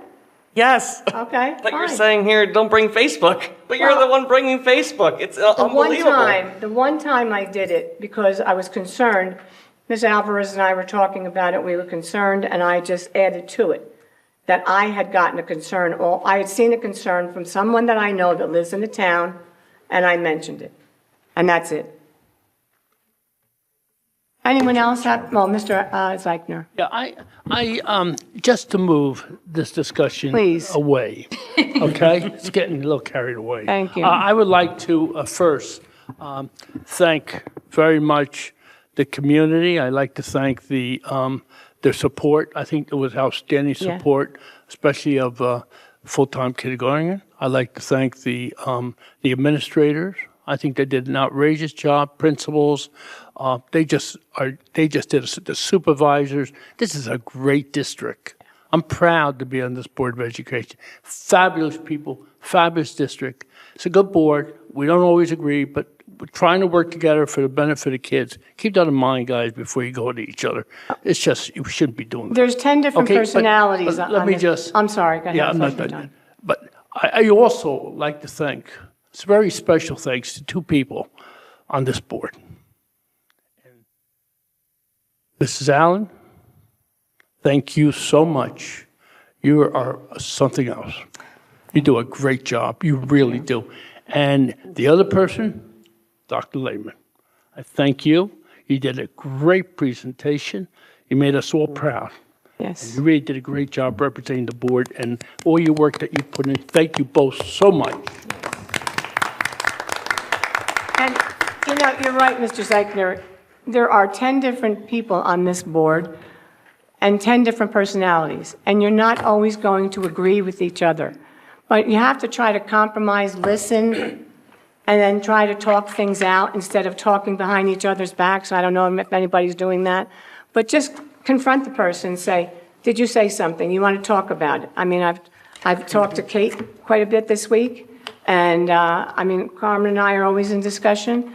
And so if anybody has anything, you can always bring it up to any of us, our administration. Nobody's here to hide anything. We're here to make sure that everything is presented out front. So I hope we all can, Kate, you mentioned this a couple years ago, put our differences aside. And I don't know if those are your exact words, but just to put differences aside and work together for the children of this district and this Board of Education. That's why we're here, okay? I just want to remind everybody of that. Now it's time for anybody else have anything they'd like to bring up? I'm sorry. I was just going to say, regarding bringing up concerns, I think that it is important for us when we have concerns, we need to we follow the chain of command and ask people to follow the chain of command. But if we hear enough concern from the community, it's okay. I'm not saying follow every Facebook post, every Facebook feed. I've really tried to reduce what I do with that. But, you know, when there's something, I've got 3 kids in the schools, right? So I hear a lot of the things. And if there's enough concern about something, to ask for clarification or, you know, have a discussion following the appropriate steps. I think that is something that as elected officials representing taxpayers that we should be doing. So I just want to say. I agree. I mean, I've called, yeah, I know. I've called Ms. Allen and Dr. Lehman quite a bit for explanations of different things that I've seen. And they're right on the money, right back to me immediately. So let's just, anybody else have anything else to say on this board this night? Okay, now it's the public forum. Anybody from the public who wishes to speak, please do so now. State your name and where you're from. Good evening, Chrissy Skirby again, Monroe Township. I guess my question is for Ms. Allen. During your report, could you, I didn't understand what you said when you said if the motion passed. Did the checks for Mr. Rubin pass? Yes, for Mr. Rubin, yes, they passed. Okay. Yes. I want to thank the board for that because it only took another lawsuit being filed for Mr. Rubin's bills to be paid. That was because I was indemnified as a Board of Education member, and that indemnification lasts after you are a Board of Education member. And when you talk about following attorney advice, I know the attorney advice was that those bills should be paid. Yet, for several months, this board voted no to pay something that legally you were responsible for out of a vendetta against me. That is not properly operating as a board. I noticed that tonight you did not approve the checks for Mr. Coy, who is representing Dr. Chanley. Again, these bills are on the agenda each month at the recommendation of the business administrator, who you all just said is brilliant and wonderful. I'm sure that is coming at legal advice as well. So when you sit here and say, our business administrator is wonderful, which, Laura, you do a great job, and we rely on attorney advice, but then when it comes to something that you have a vendetta against somebody on, that all goes out the window and you just vote how you want to be vindictive. It's not okay. It really isn't. And you're costing the district more money in legal fees. To pay Mr. Rubin is costing more in legal fees because he had to get another lawyer involved to bring a claim to the Department of Education. It's shameful. You sit here and say, we want to be fiscally responsible, but you do all these things that show you're not. You've gotten us in more legal trouble in this district with legal bills accumulating. And to sit here and say, you know, just raise the budget, who cares if it's an extra $19, $20, $60, $75? Who cares? People do care. And what people have to understand is the increase this year, putting $2 million in reserves this year, that increases the base budget. So next year, that $2 million stays there as the base budget, and you get to increase more. It's a compounding effect. So who cares? I think the taxpayers of Monroe care. And it's not okay to sit here and fight with each other, and you make things up. It's hypocritical. Right before spring break, Mr. Pirro said at BG&T that he saw on Facebook that parents were upset because Mill Lake looked dirty outside, and he brought it to BG&T based on Facebook that he wanted the district now to clean Mill Lake. So to sit here tonight and say, Mr. Marazine shouldn't read things on Facebook, it's exactly what happened. Go back and watch the video. You said there are people on Facebook, on social media, complaining that the school is dirty. I mean, it's comical that you sit here. I could go through Mrs. Z's page. I did while I was sitting there. How many countless comments and posts that the vice president is partaking in? You sit here and say, we shouldn't bring Facebook, we shouldn't be on Facebook, but you're all on there, and you're all commenting. I know Ms. Force has been commenting on Facebook. Ms. Alvarez has been commenting on Facebook. Ms. Ratner comments on Facebook. Don't sit here and say, don't go on Facebook. Pete goes on Facebook. Eric is on Facebook. You're all on Facebook. Don't sit here and say, oh, we shouldn't go on Facebook and then go home and get on Facebook. It's hypocritical. Mr. Valent?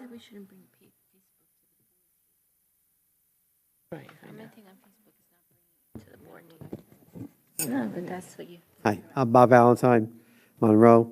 I always feel bad when the budget comes up, because I kind of have to like machine gun out these questions and things as quickly as I possibly can to make my 4 minutes. But I do want to thank Dr. Lehman and Ms. Allen. They do a wonderful job. I don't want to be left out of the kudos.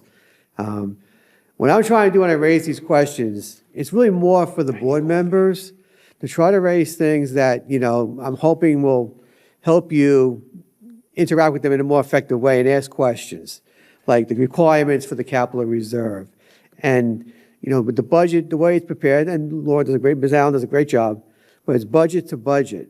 I personally can't really evaluate a budget without looking at what my actual spending is.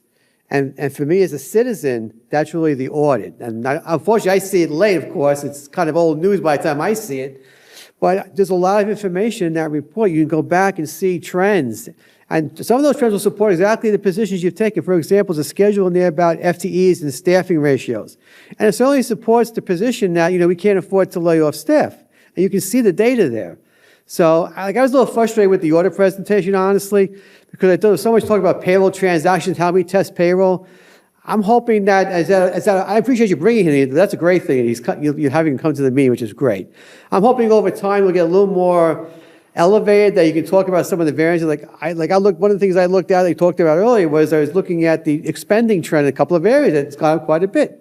I'm not saying it wasn't appropriate, I'm not challenging that you did anything wrong, but those are the kind of questions and conversations that need to happen so you can do a better job evaluating the budget, because the reality is, I don't see anything changing that quickly with the funding.